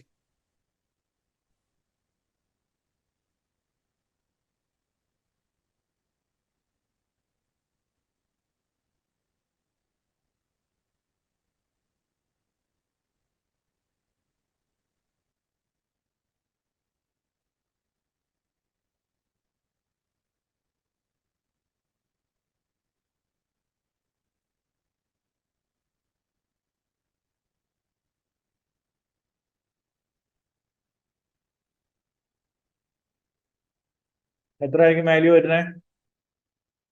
ഇവിടെ എത്ര number of employees ഉണ്ട്? 250 SIR ആണ് നമ്മൾ കൊടുക്കുന്നത് to 1500 employees. 1500 65 will already left ചെയ്തു, and we expect additional 115 will leave the following 3 years എന്നുള്ളതാണ്. 2 years. അപ്പൊ total എത്ര ആയിരിക്കും എക്സ്പെക്ടഡ് ടു വെസ്റ്റ്? ഒരു വർഷം കഴിഞ്ഞപ്പോൾ ടോട്ടൽ 1500 എത്ര ആയിരിക്കും എക്സ്പെക്ടഡ് ടു വെസ്റ്റ്? ഓൾറെഡി 65 പോയി, അഡീഷണലി 115 പോകുന്നു നമുക്കറിയാം അല്ലെ? സോ ആ വെസ്റ്റിംഗ് ഡേറ്റ് കഴിയുമ്പോഴത്തേക്കും ടോട്ടൽ എത്ര പേരെ ഇത് മീറ്റ് ചെയ്യത്തുള്ളൂ? ആ 1320 എംപ്ലോയീസ്.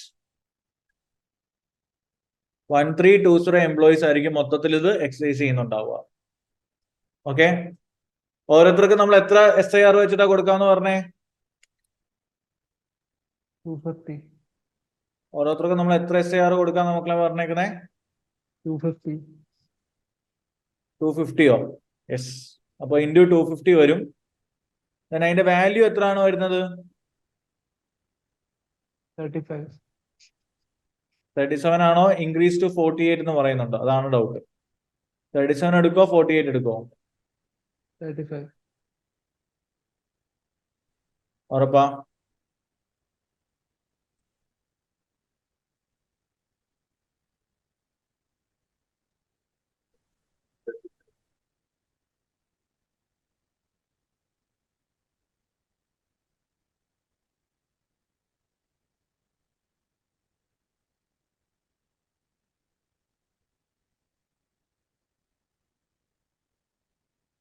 നമ്മൾ എപ്പോഴും പഠിച്ചിട്ടുള്ളത് എന്താണ്? റിപ്പോർട്ടിംഗ് ഡേറ്റിലെ വാല്യൂ എടുക്കണം എന്നുള്ളത് അല്ലേ?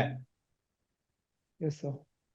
So always we have told that we should take the value as per the reporting date എന്നല്ലേ ഞാൻ നിങ്ങളോട് പറഞ്ഞത്. അപ്പൊ റിപ്പോർട്ടിംഗ് ഡേറ്റിലെ വാല്യൂ എന്ന് പറഞ്ഞാൽ എത്ര ആയിരിക്കും? 35. It is 35. മറ്റേത് ആന്റിസിപ്പേറ്റഡ് വാല്യൂ ആണ്. ആ ക്ലോസിംഗ് ഡേറ്റിലെ ആന്റിസിപ്പേറ്റഡ് വാല്യൂ ആണ്, വെസ്റ്റിംഗ് ഡേറ്റ് ടൈമിൽ ആന്റിസിപ്പേറ്റഡ് വാല്യൂ ആണ്. ഇപ്പൊ 250 ഷെയർസ് ഇൻറ്റു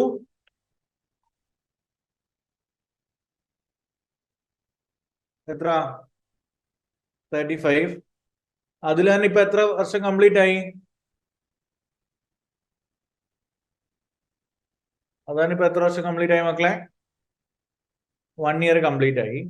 മൊത്തം എത്ര വർഷമായിരുന്നു വെസ്റ്റിംഗ് പീരീഡ്? മൊത്തം എത്രയായിരുന്നു വെസ്റ്റിംഗ് പീരീഡ്?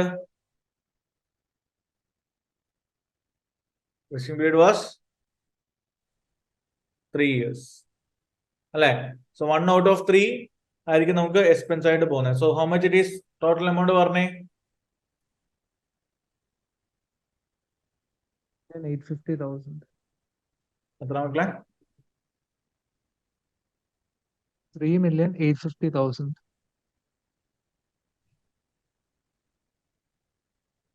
ഇതാണോ figure?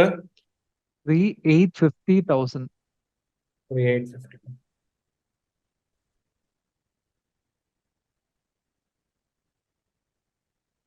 $3,850. Yes, sir. All of you got the same answer? Clear ആണോ എല്ലാവർക്കും?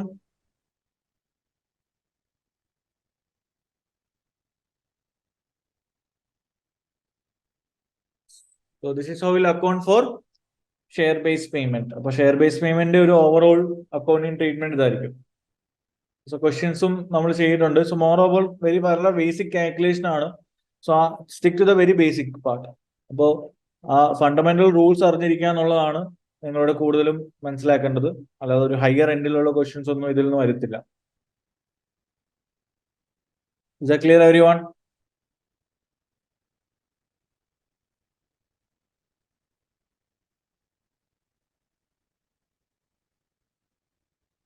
Okay, so that's it. അപ്പോൾ നമ്മൾ ലാസ്റ്റ് ഡേ നമ്മൾ ചെയ്തുകൊണ്ടിരുന്ന സമയത്ത് we are planning to do IAS 19 and IFRS 2. So IAS 19 കഴിഞ്ഞു, IFRS 2 കഴിഞ്ഞു. So what was standards we have covered till now? We covered financial instruments, revenue, lease നോക്കി, പിന്നെ IAS 19 and IFRS 2. ഇത്രയും standard revise ചെയ്ത് clear ആണോ എല്ലാവർക്കും? അതിന്റെ questions ചെയ്തെല്ലാം. So ഇതിൽ നിന്നേ ക്വസ്റ്റ്യൻ വരുമെന്നല്ല, ഇതാണ് കമ്പാരിറ്റീവ്ലി ഇത്ര ഡിഫിക്കൽട്ട് ആയിട്ടുള്ള standard.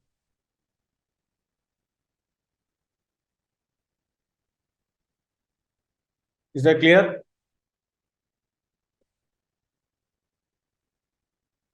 Yes, sir. Okay.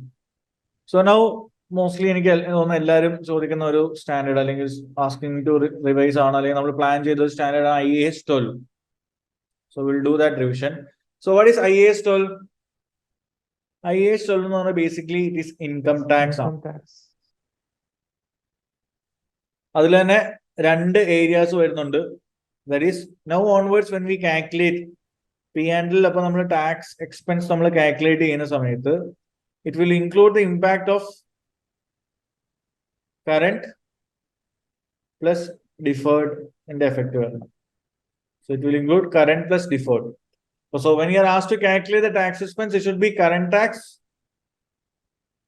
plus deferred tax.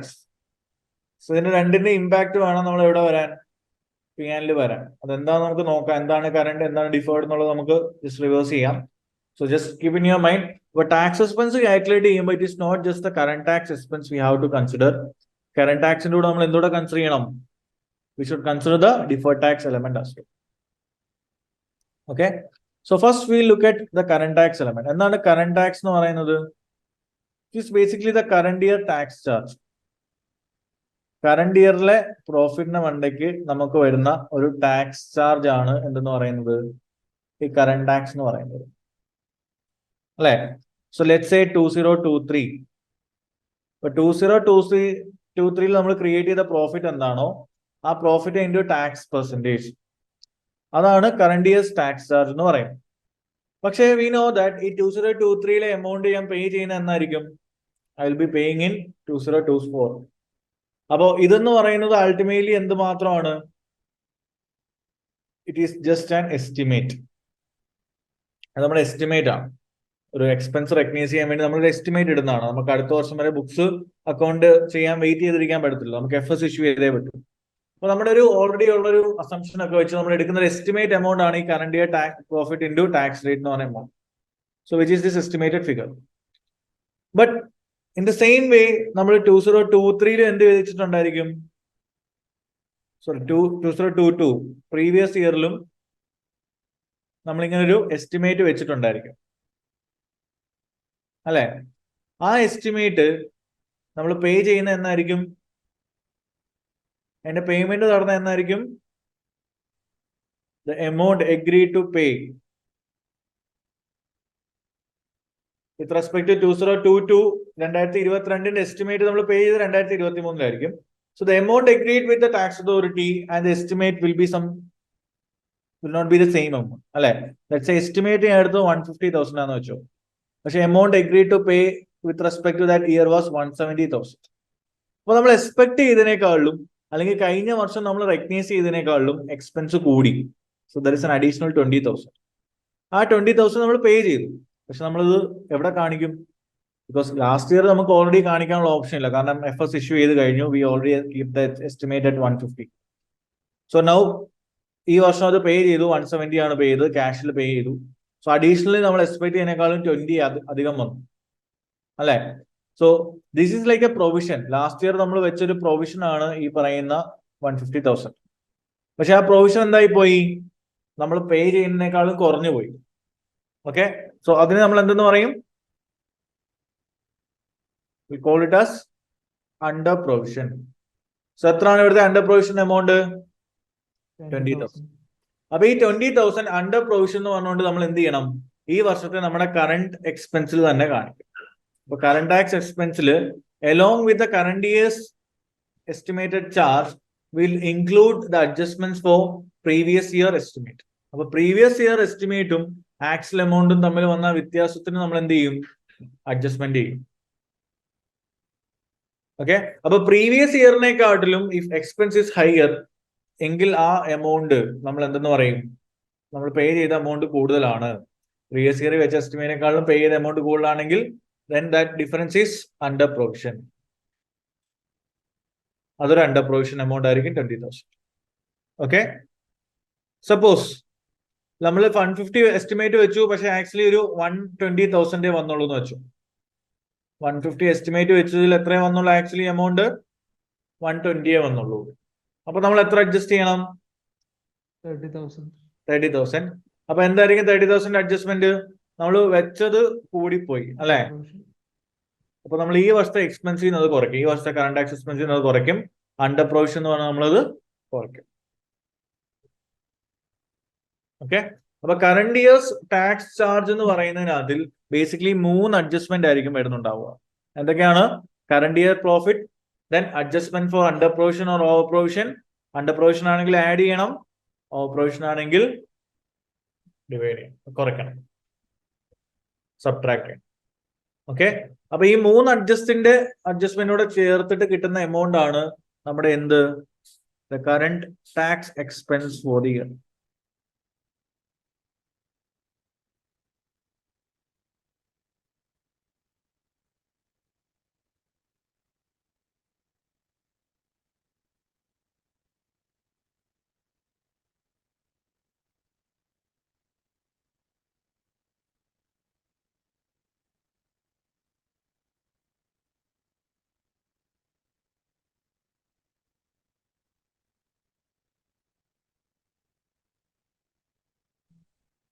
So clear everyone?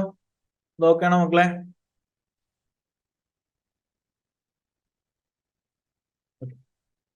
Now ഇനി കറണ്ട് ടാക്സിൽ നിന്ന് ഇപ്പൊ ഇനി ഡിഫേർഡ് ടാക്സ് എന്ന് പറയുന്ന ഒരു സിറ്റുവേഷൻ എന്തിനു വേണ്ടിയിട്ടാണ് ചോദിച്ചു കഴിഞ്ഞാൽ, so deferred tax arises especially when there is a timing difference. ഒരു ടൈമിംഗ് ഡിഫറൻസ് കാരണമാണ് എപ്പോഴും ഈ ഡിഫേർഡ് ടാക്സ് എന്ന സാധനം വരുന്നത്. സോ ബേസിക്കലി മുമ്പേ നമ്മൾ കണ്ട ടൈമിംഗ് ഡിഫറൻസിലാണ് ഡിഫേർഡ് ടാക്സിന്റെ എലമെന്റ് വരുന്നത്. സോ എന്താണ് ഈ ടൈമിംഗ് ഡിഫറൻസ് എന്ന് പറഞ്ഞു കഴിഞ്ഞാൽ, ലെറ്റ്സ് സേ ഒരു ഇൻകം, ഒരു പർട്ടിക്കുലർ ഇൻകം, റെന്റൽ ഇൻകം ആണെന്ന് വെച്ചോ, റെന്റൽ ഇൻകം. അപ്പോ റെന്റൽ ഇൻകം നമുക്ക് അരിയേഴ്സിലാണ് കിട്ടുന്നത്. ഓക്കെ, ഈ മാസത്തെ അടുത്ത മാസം എന്നുള്ള രീതിയിൽ. Okay, so assume that December 2023 ഒരു റെന്റൽ ഇൻകം ആയിട്ടുള്ള 30,000 എനിക്ക് ക്യാഷ് ആയിട്ട് കിട്ടുന്ന എന്നാണ്? ജാനുവരി 20X4 നോക്കുക. ജാനുവരി 20X4. ബട്ട് നമ്മൾ ഇതിനെ ബുക്സിൽ അക്കൗണ്ട് ചെയ്യുന്ന എന്നായിരിക്കും? 2023 ഇൻകം ആയിട്ടാണോ 2024 ഇൻകം ആയിട്ടാണോ? ഇൻ അവർ എഫ് എസ് നമ്മൾ ഇതിനെ അക്കൗണ്ട് ചെയ്യുന്ന എന്നായിരിക്കും? 2023 Yes, we'll account it as an income in 2023, 30,000. എന്താണ് എൻട്രി? Debit rent. കിട്ടിയിട്ടുണ്ടോ? കിട്ടിയോ? റെന്റ് ക്യാഷ് കിട്ടിയോ? ക്യാഷ് കിട്ടിയോ? ഇല്ല. 2023 അത് റിസീവബിൾ ആണ്.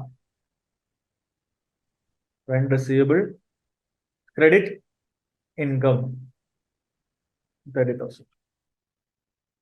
ഇതാണ് നമ്മുടെ entry. But what about the taxman? നമ്മുടെ അക്കൗണ്ടന്റ് പോലെ അവിടെ ടാക്സ്മാൻ കാണും. ടാക്സ്മാൻ അക്കൗണ്ട് ചെയ്യുന്ന എങ്ങനെയാന്ന് വെച്ച് കഴിഞ്ഞാൽ, പുള്ളി നോക്കുമ്പോൾ 2023 എന്തില്ല? ഇങ്ങനെ ഒരു ക്യാഷ് നിങ്ങളുടെ ബുക്സിൽ വന്നിട്ടില്ല. നിങ്ങളുടെ ITR നോക്കുമ്പോഴോ അല്ലെങ്കിൽ നിങ്ങളുടെ പാൻ കാർഡ് വെച്ച് കണക്ട് ചെയ്ത അക്കൗണ്ടിലൊന്നും ഇങ്ങനെ ഒരു ക്യാഷ് വന്നിട്ടില്ല. ഓക്കെ, അപ്പൊ ആ പുള്ളിനെ സംബന്ധിച്ചോളം ഈ വർഷം എന്താണ്? റെന്റ് റിസീവബിള് 0 ആൻഡ് ഇൻകം 0 ആണ്, അല്ലെ? സോ ബട്ട് ഇതേ കാര്യം 2024 വരുമ്പോ നമ്മുടെ ബുക്സിൽ ഒരു എൻട്രി ഇല്ല. പക്ഷെ പുള്ളിക്കാരൻ ആ സമയത്ത് എന്ത് ചെയ്യും? ഇത് ക്യാഷ് എത്ര? 30,000. പുള്ളി ആ സമയത്തായിരിക്കും ഇതിനെ ഇൻകം ആയിട്ട് അക്കൗണ്ട് ചെയ്യാൻ പോകുന്നത്. Income 30,000. Because the basic difference is taxman will account everything on the cash basis, right? But the accountant will account everything on the basis of accrual.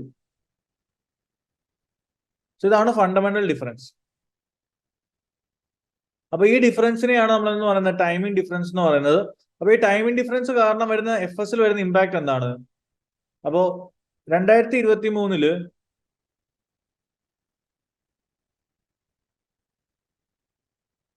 Taxman പറയും നിങ്ങൾക്ക് കറണ്ട് ടാക്സ് എത്രയാണ്? The current tax with respect to this rent എത്രയാണ്? 0. എന്തുകൊണ്ടാ മക്കളെ? എന്തുകൊണ്ടാടാ? കാരണം പുള്ളിനെ സംബന്ധിച്ചോളം Cash വെച്ചിട്ട് ഒരിക്കലും വന്നിട്ടില്ല അല്ലെ. പുള്ളി ഇതിനെ 2024 എന്ത് ചെയ്യുന്നുണ്ടാവുക? Let's say the tax rate is 20% ആണെങ്കിൽ ആ വർഷത്തെ കറണ്ട് ടാക്സിലായിരിക്കും പുള്ളി എന്ത് ചെയ്യുന്നത്? ഓക്കെ, ഈ 30,000-ന്റെ 20%, വിച്ച് ഈസ് 6,000. ടാക്സ് നിങ്ങളോട് പേ ചെയ്യാൻ പറയുന്നത് അടുത്ത വർഷമായിരിക്കും.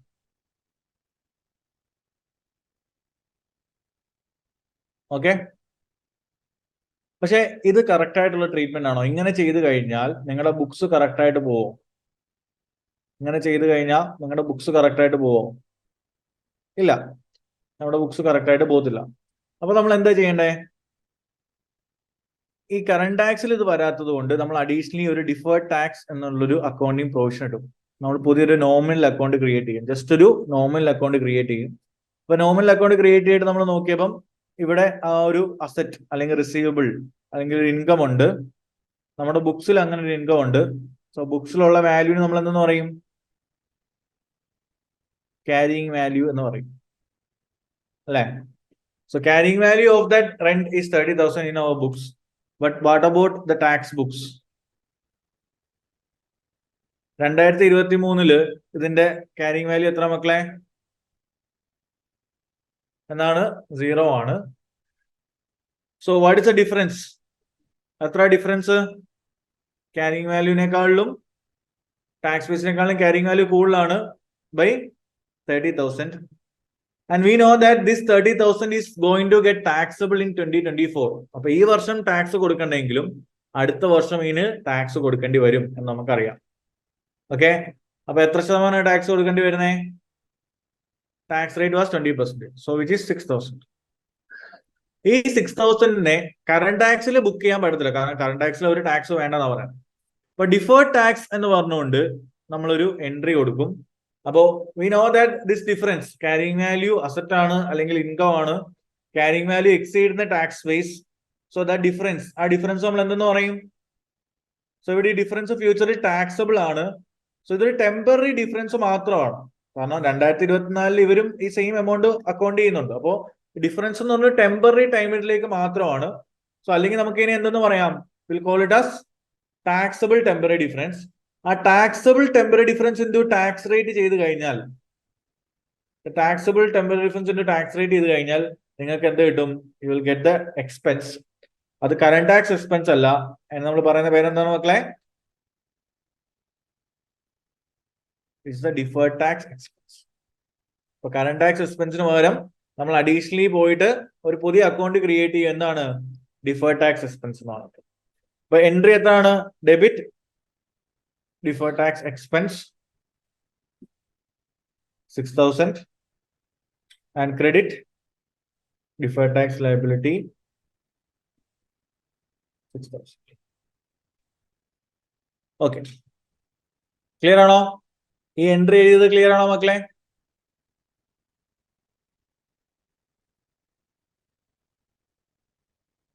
ഓക്കെ, അപ്പൊ അങ്ങനെ വരുമ്പോ എന്താ പ്രശ്നം?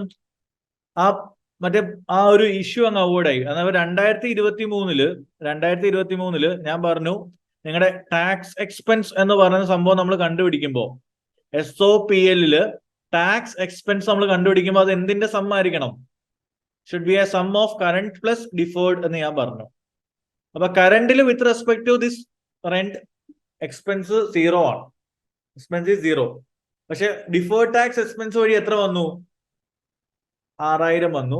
സോ എഫക്റ്റീവ്ലി SOPL നിങ്ങൾ ഇൻകം ബുക്ക് ചെയ്ത ഇൻകം 30,000 എന്ന് പറഞ്ഞ് ബുക്ക് ചെയ്ത അതേ വർഷം തന്നെ നിങ്ങളുടെ ടോട്ടൽ ടാക്സ് എക്സ്പെൻസ് എത്രയായി? 6,000 വന്നു. Are getting it? So income വന്ന അതേ പീരീഡിൽ തന്നെ എക്സ്പെൻസും വന്നു. സോ അക്രൂവൽ ബേസ് സാറ്റിസ്ഫൈ ആയോ? പക്ഷെ അത് കറന്റ് ടാക്സ് വഴിയല്ല, നമ്മൾ അഡീഷണലി പോയി ഒരു ഡിഫേർഡ് ടാക്സ് അക്കൗണ്ട് ക്രിയേറ്റ് ചെയ്യുവാണ് ചെയ്യുന്നത്.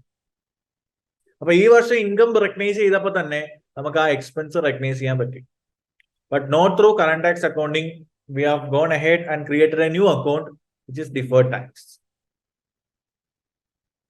അപ്പൊ ഡിഫേർഡ് ടാക്സ് വന്നില്ലായിരുന്നെങ്കിൽ നിങ്ങളുടെ ടാക്സ് എക്സ്പെൻസ് എന്തായാലും 0 ആയനെ. പക്ഷെ ഇപ്പൊ നിങ്ങളുടെ ടാക്സ് എക്സ്പെൻസ് എത്ര ഉണ്ട്? 6000 ഉണ്ട്. സോ ഇൻകം ബുക്ക് ചെയ്ത് അതേ വർഷം തന്നെ എന്തും വന്നു, ടാക്സ് എക്സ്പെൻസും വന്നു. ഇത് നമുക്ക് ചെയ്യാൻ പറ്റിയത് എന്ത് വെച്ചിട്ടാണ്, ഡിഫേർഡ് ടാക്സ് ത്രൂ ആണ്. അപ്പൊ ഇതാണ് ഡിഫേർഡ് ടാക്സ് അക്കൗണ്ടിങ്ങിന്റെ ആ പ്രത്യേകത. ക്ലിയർ ആണോ മക്കളെ? ആ കൺസെപ്റ്റ് ക്ലിയർ ആണോ? യെസ്, നമ്മളിത് ചെയ്തില്ലായിരുന്നെങ്കിൽ നമ്മുടെ ലയബിലിറ്റിയും എക്സ്പെൻസും ഒക്കെ അണ്ടർസ്റ്റേറ്റഡ് ആയി പോയി. യെസ്, അപ്പോൾ ആ ഒരു FS ഇമ്പാക്ട് ഇത് ഭയങ്കര ഹൈ ആയിരിക്കും. നമ്മുടെ എക്സ്പെൻസ് കുറഞ്ഞിരിക്കും, പ്രോഫിറ്റ് ഓവർ സ്റ്റേറ്റഡ് ആവും. അപ്പൊ അത് അവോയ്ഡ് ചെയ്യുക. ആ ക്ലാരിറ്റി ബെറ്റർ ആക്കുക എന്നുള്ളതാണ് ഡിഫേർഡ് ടാക്സ് കൊണ്ട് ഉദ്ദേശിച്ചത്. അപ്പോൾ ഇങ്ങനെ timing difference, temporary timing difference വരുന്ന കുറെ സിറ്റുവേഷൻസ് ഉണ്ട്. അതിന്റെ സിമ്പിൾ ആയിട്ടൊരു കൺസെപ്റ്റ് എക്സാമ്പിൾ ഞാൻ പറഞ്ഞു. ബട്ട് ഇത് മനസ്സിലായി കഴിഞ്ഞാൽ ഓട്ടോമാറ്റിക്കലി ബാക്കി എല്ലാത്തിനും ലോജിക്ക് നിങ്ങൾക്ക് എത്തും. ഓക്കെ ആണോ? അപ്പൊ ഇത് 2023 സിറ്റുവേഷൻ. അപ്പൊ 2024 എന്താ പറ്റുന്നേ? നിങ്ങൾ ശരിക്കും ക്യാഷ് കൊടുക്കുന്നുണ്ട്. എത്രയാണ്? 6000 ക്യാഷ് കൊടുക്കുന്ന സിറ്റുവേഷൻ വരും, ടാക്സ് പേ ചെയ്യുന്ന സിറ്റുവേഷൻ വരും. അപ്പൊ നമ്മൾ എന്ത് ചെയ്യും? നമ്മുടെ ഈ ഡിഫേർഡ് ടാക്സ് ലയബിലിറ്റി അക്കൗണ്ട്, നിങ്ങളുടെ ഡിഫേർഡ് ടാക്സ് ലയബിലിറ്റി അക്കൗണ്ടിൽ നിന്ന് 6000 റൈറ്റ് ഓഫ് ചെയ്യും. സോ ഓട്ടോമാറ്റിക്കലി എന്ത് പറ്റി? ആ ഡിഫേർഡ് ടാക്സ് അക്കൗണ്ട് അവിടെ തീർന്നു. നിങ്ങൾ ക്രിയേറ്റ് ചെയ്ത ഡിഫേർഡ് ടാക്സ് അക്കൗണ്ടിങ് എന്ന് പറഞ്ഞ സംഭവം 2024 നിങ്ങൾ ക്യാഷ് ചെയ്തപ്പോൾ instead of directly charging to P&L we return off from liability. കാരണം നമ്മൾ ഓൾറെഡി ചാർജ് ചെയ്തിട്ടുണ്ട്. 2023 നമ്മൾ ഓൾറെഡി ചാർജ് ചെയ്തിട്ടുണ്ട്. അപ്പൊ ഇനി 2024 നമ്മൾ ഇനിയും ചാർജ് ചെയ്യേണ്ട ആവശ്യമുണ്ടോ? വേണ്ട അല്ലെ? ഓൾറെഡി ആ എക്സ്പെൻസ് നമ്മൾ ചാർജ് ചെയ്തു. ഇപ്പൊ 2024 ക്യാഷ് ചെയ്യുന്ന സമയത്ത് P&L ചാർജ് ചെയ്യുന്നതിന് ഞാൻ എന്ത് ചെയ്തു? I deducted it from liability account. Liability അക്കൗണ്ടിൽ നിന്ന് ഞാൻ ആ സാധനം ഡിഡക്ട് ചെയ്തു. ഇപ്പൊ ബാലൻസ് ഷീറ്റ് ടാലി ആവുന്നുണ്ട്, പ്രശ്നമില്ല. Are you getting it? അപ്പോ ഡിഫേർഡ് ടാക്സ് എന്ന് പറയുന്നത് ജസ്റ്റ് ഒരു നോമിനൽ അക്കൗണ്ട് മാത്രമാണ്. ആ ടൈമിംഗ് ഡിഫറൻസ് തീരുമ്പോൾ ഈ അക്കൗണ്ടിന്റെ യൂസും തീരും. അപ്പൊ ആ അക്കൗണ്ടും close ആവുന്നുണ്ടായിരിക്കും. That will only remain till that timing difference exists.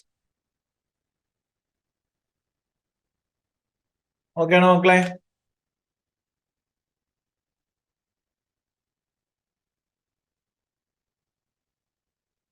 So ഇതേപോലെ ഡിഫറൻസ് കൊണ്ട് ഇപ്പൊ ഞാൻ ഒരു എക്സാമ്പിൾ, ഇപ്പൊ ഇതേപോലെ ഡിഫറൻസ് വരാൻ കുറെ സാധനങ്ങൾ വരും, കുറെ സാധനം വരും. അപ്പോ ആ ഡിഫറൻസ് എല്ലാം വരുന്ന സിറ്റുവേഷൻ നമ്മൾ നോക്കേണ്ട കാര്യം, ഇപ്പൊ നമ്മളിവിടെ കണ്ടുപോലത്തെ ഒരു അസറ്റ് ആണ്. ഇപ്പൊ നമ്മൾ കണ്ടുപിടിച്ചൊരു റിസീവബിൾ ആയിരുന്നു, അല്ലെങ്കിൽ ഒരു ഇൻകം ആയിരുന്നു. അപ്പോ ബേസിക്കലി ഇൻകം അല്ലെങ്കിൽ അസറ്റിന്റെ ഒക്കെ കേസിൽ whenever we feel like the carrying value is higher than tax base, ഇവിടെ നമ്മൾ അതല്ലേ കണ്ടേ? carrying value എത്രയായിരുന്നു? 30,000, ടാക്സ് ബേസ് 0. സോ ആ ഡിഫറൻസ് എപ്പോഴും എന്ത് ഡിഫറൻസ് ആയിരിക്കും? നമ്മൾ ഇവിടെ കണ്ട പോലെ തന്നെ that difference will be always a taxable temporary difference. That difference will be taxable in future. ആ taxable temporary difference into tax rate ചെയ്ത് കഴിഞ്ഞാൽ you will get the deferred tax liability. So it will lead to deferred tax liability. അപ്പൊ ഇത് റൂളായിട്ട് നിങ്ങൾ പഠിച്ചു വെച്ചേക്കാം. So timing difference ഉള്ള സിറ്റുവേഷൻ ആണ് അതൊരു അസറ്റ് ആണ് സിറ്റുവേഷൻ എങ്കിൽ if the carrying value is higher than tax base, ആ ഡിഫറൻസ് എപ്പോഴും എന്തായിരിക്കും? ടാക്സബിൾ ടെമ്പററി ഡിഫറൻസ് ആയിരിക്കും. ആ taxable temporary difference into tax rate ചെയ്ത് കഴിഞ്ഞാൽ it will create deferred tax liability. Okay ആണോ മക്കളെ? Is it clear everyone? കാരണം നമ്മൾ ഇതിപ്പോ പ്രൂവ് ചെയ്തതാണ്. ഡിഫേർഡ് ടാക്സ് ലയബിലിറ്റിക്ക് വരുമെന്ന് നമ്മൾ പ്രൂവ് ചെയ്തു. ഓക്കെ ആണോ?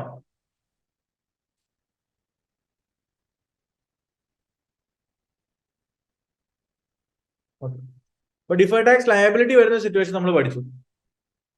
സോ ഇതേപോലെ തന്നെ ഡിഫേർഡ് ടാക്സ് അസറ്റ് വരുന്ന സിറ്റുവേഷൻ ഉണ്ട്. Okay, for example losses. കമ്പനിക്ക് ഈ വർഷം ട്രേഡിംഗ് ലോസ് വന്നു. കമ്പനിക്ക് ഈ വർഷം ഒരു ട്രേഡിംഗ് ലോസ് വന്നു 20,000. പക്ഷെ ഈ ലോസിന്റെ ബെനിഫിറ്റ് നമുക്ക് എപ്പോഴാണ് കിട്ടുന്നേ? ഈ ലോസിന്റെ ബെനിഫിറ്റ് നമുക്ക് എപ്പോഴാണ് കിട്ടുന്നേ? ഈ ഉണ്ടാക്കിയ ലോസിന്റെ ബെനിഫിറ്റ് നമുക്ക് ഈ വർഷമാണോ കിട്ടുന്നത്? അല്ല. ലെറ്റ്സ് സേ കമ്പനി 2024 ഒരു പ്രോഫിറ്റ് ക്രിയേറ്റ് ചെയ്തെന്ന് വെച്ചു. Company of creating A profit of 1 lakh. Company ഒരു പ്രോഫിറ്റ് ക്രിയേറ്റ് ചെയ്യുന്ന സിറ്റുവേഷൻ. അവിടെ നമ്മൾ ഈ ലോസിനെ എന്ത് ചെയ്യും? ഈ ലോസിനെ നമ്മൾ ക്യാരി ഫോർവേഡ് ചെയ്യും. അപ്പൊ എത്രയാണ്? 20,000 നമ്മൾ ക്യാരി ഫോർവേഡ് ചെയ്യും. ഓക്കെ.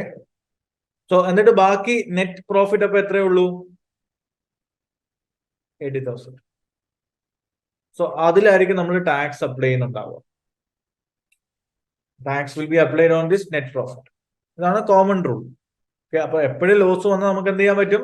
ആ ലോസിനെ ക്യാരി ഫോർവേഡ് ചെയ്യാൻ പറ്റും. So effectively that will reduce your tax liability.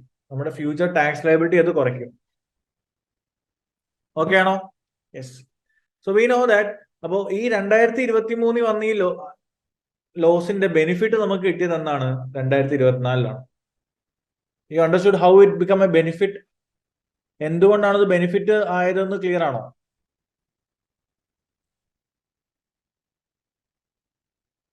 Yes. അപ്പൊ ഇവിടെ നമുക്കറിയാം 2023 ഇപ്പൊ നമുക്കറിയാം കമ്പനിക്ക് ഫ്യൂച്ചറിൽ ടാക്സബിൾ പ്രോഫിറ്റ് ക്രിയേറ്റ് ചെയ്യാനുള്ള പൊട്ടൻഷ്യൽ ഉണ്ടെങ്കിൽ because of this 20,000 we can save the tax. നമുക്ക് ടാക്സ് സേവ് ചെയ്യാം അല്ലെ? എത്ര ശതമാനം ടാക്സ് നമുക്ക് സേവ് ചെയ്യാൻ പറ്റുന്നത്? Let's say the tax rate is 20%. അപ്പൊ 20,000 കുറച്ചിട്ടുള്ള എമൗണ്ട് ടാക്സ് കൊടുത്താൽ മതി. അപ്പൊ 20,000 ലിറ്ററലി നമ്മൾ എത്ര രൂപ സേവ് ചെയ്തു? We saved 4,000. നമ്മള് ഇപ്പൊ ടാക്സ് റൂൾസ് പ്രകാരം നമുക്ക് ആ സേവിങ്സ് കിട്ടുന്ന എന്നാണ്? 2024 പക്ഷെ അക്രൂവൽ ബേസിസ് നോക്കുമ്പോൾ it's a benefit that actually relates to 2023. 2023 വന്ന ലോസ് കാരണമാണല്ലോ 2024 നമുക്ക് ഈ പറഞ്ഞ ബെനിഫിറ്റ് വരുന്നത് അല്ലെ? അപ്പൊ ആ ഫ്യൂച്ചർ ബെനിഫിറ്റിന് നമ്മൾ ഇപ്പൊ തന്നെ എന്ത് ചെയ്യും? ഒരു ഡിഫേർഡ് ടാക്സ് അസറ്റ് റെക്കഗ്നൈസ് ചെയ്യും. Because in future is not a liability. Additional tax pay ചെയ്യുമല്ല, നിങ്ങളുടെ ടാക്സ് എക്സ്പെൻസിനെ കുറയ്ക്കുവാണ് അത് ചെയ്യും അല്ലെ? So it will create deferred tax അസറ്റിന് പകരം അവിടെ എന്ത് വരും? അപ്പോ ഡിഫേർഡ് ടാക്സ് ലയബിലിറ്റി മുമ്പേ കണ്ടതിന് പകരം ഇവിടെ എന്തിലേക്ക് ലീഡ് ചെയ്യും മക്കളെ? ഒരു ഡിഫേർഡ് ടാക്സ് അസറ്റ് ക്രിയേറ്റ് ആവും. Are you getting it? Okay ആണോ? അപ്പൊ എക്സാം പെർസ്പെക്റ്റീവിൽ ഞാൻ പറയുവാണെങ്കിൽ ആ ബേസിക് കൺസെപ്റ്റ് ഒന്ന് അറിഞ്ഞിരിക്കുക. ബട്ട് അപ്പാർട്ട് ഫ്രം ദാറ്റ് കൂടുതലും ക്വസ്റ്റ്യൻ ഇപ്പൊ ഞാൻ റിവിഷൻ കിറ്റ് എടുത്ത് കാണിക്കാം. കൂടുതലും ക്വസ്റ്റ്യൻസ് എപ്പോഴും വന്നിട്ടുള്ള ഈ ലോസിന്റെ കേസിലാണ്. കാരണം FRലൊന്നും നമ്മളതങ്ങനെ ഫോക്കസ് ചെയ്യുന്നില്ല. അപ്പൊ ലോസ് വരുമ്പം എപ്പോഴും നമുക്ക് അവിടെ എന്ത് ക്രിയേറ്റ് ചെയ്യാനുള്ള ഓപ്ഷൻ ഉണ്ട്? ഉണ്ടടാ പറഞ്ഞേ. നമുക്കൊരു ഡിഫേർഡ് ടാക്സ് അസറ്റ് ക്രിയേറ്റ് ചെയ്യാനുള്ള ഓപ്ഷൻ ആര് തന്നിട്ടുണ്ട്? IAS 12 തന്നിട്ടുണ്ട്. അതിന്റെ കൺസെപ്റ്റ് എല്ലാവർക്കും ക്ലിയർ ആണോടാ? ആ കൺസെപ്റ്റ് ഓക്കെ അല്ലേ? യെസ്. പക്ഷേ ആ ലോസ് ബെനിഫിറ്റ് ആയിട്ട് നമുക്ക് വരണമെങ്കിൽ കമ്പനി ഫ്യൂച്ചറിൽ ഉറപ്പായിട്ടും എന്ത് ക്രിയേറ്റ് ചെയ്തിട്ടുണ്ടായിരിക്കണം? ടാക്സബിൾ പ്രോഫിറ്റ് ക്രിയേറ്റ് ചെയ്തിട്ടുണ്ടായിരിക്കണം. കമ്പനി ഉറപ്പായിട്ടും ഫ്യൂച്ചറിൽ ടാക്സബിൾ പ്രോഫിറ്റ് ക്രിയേറ്റ് ചെയ്തിട്ടുണ്ടായിരിക്കണം. ആ കണ്ടീഷൻ മീറ്റ് ചെയ്താൽ മാത്രമേ നമുക്ക് ഇവിടെ എന്ത് ക്രിയേറ്റ് ചെയ്യാൻ പറ്റത്തുള്ളൂ? ഡിഫേർഡ് ടാക്സ് അസറ്റ് ക്രിയേറ്റ് ചെയ്യാൻ പറ്റത്തുള്ളൂ. ഓക്കെ. അപ്പൊ ഡിഫേർഡ് ടാക്സ് ലയബിലിറ്റി പോലല്ല. ഡിഫേർഡ് ടാക്സ് അസറ്റ് എന്ന് പറയുമ്പോൾ we know that according to the prudent concept നമുക്ക് അനാവശ്യമായി ഒരു അസറ്റിനെ റെക്കഗ്നൈസ് ചെയ്യാൻ ബുക്സിൽ പാടില്ല എന്നാ പഠിച്ചേക്കുന്നത് അല്ലെ? അപ്പൊ ഡിഫേർഡ് ടാക്സ് അസറ്റ് നമ്മൾ ഫ്യൂച്ചറിൽ പ്രോഫിറ്റ് വരും എന്ന് വെച്ചിട്ട് റെക്കഗ്നൈസ് ചെയ്യുന്ന ഒരു സാധനമാണ്. അപ്പോൾ അത്രയും പ്രോബബിൾ ആയിരിക്കണം, അത്രയും സർട്ടൺ ആയിരിക്കണം നമുക്ക് ഫ്യൂച്ചറിൽ പ്രോഫിറ്റ് വരും എന്നുള്ളത്. Due to any sort of uncertainty company ഫ്യൂച്ചറിൽ പ്രോഫിറ്റ് ക്രിയേറ്റ് ചെയ്യത്തില്ല എന്ന് നിങ്ങൾക്ക് ഒരു ഡൗട്ട് തോന്നുവാണെങ്കിൽ then we should not recognize deferred tax asset on these losses. ഈ ലോസസിന്റെ മണ്ടയ്ക്ക് നമ്മൾ എന്ത് റെക്കഗ്നൈസ് ചെയ്യാൻ പാടില്ല? ഡിഫേർഡ് ടാക്സ് അസറ്റ് റെക്കഗ്നൈസ് ചെയ്യാൻ പാടില്ല.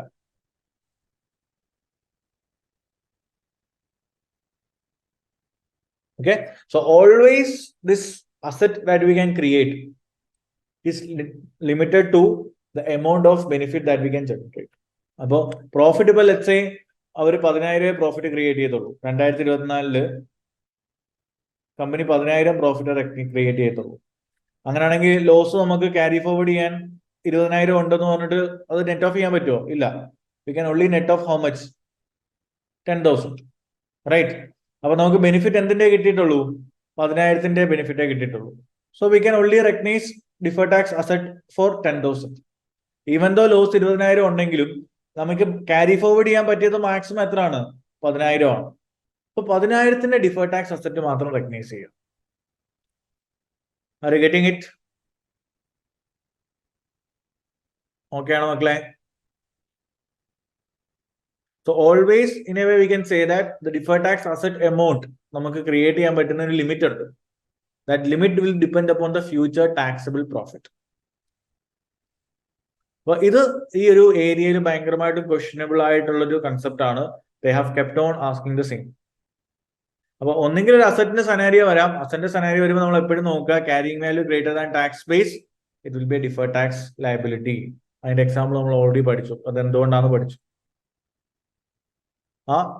Yes, if it can be carry forward to more than 1 year, നമുക്ക് നോക്കാം. സോ ക്യാരി ഫോർവേഡ് ചെയ്യാനുള്ള rule up to 3 years or 5 years ഒക്കെ വരെ കൊടുക്കാറുണ്ട്.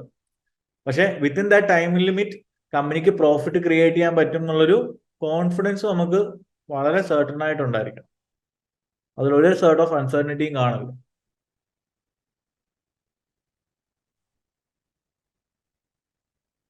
ഓക്കെ ആണോ? ഇത് ക്ലിയർ? അപ്പൊ നമുക്ക് അതിന്റെ ഒരു കുറച്ച് ക്വസ്റ്റ്യൻസ് കൂടെ നോക്കാം.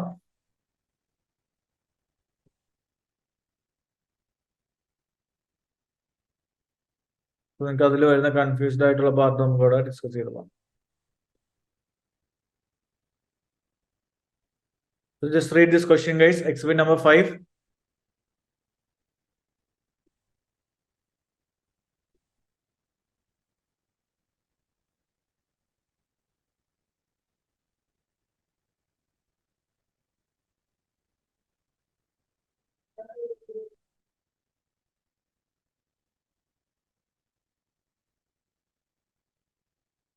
So just read that question, guys.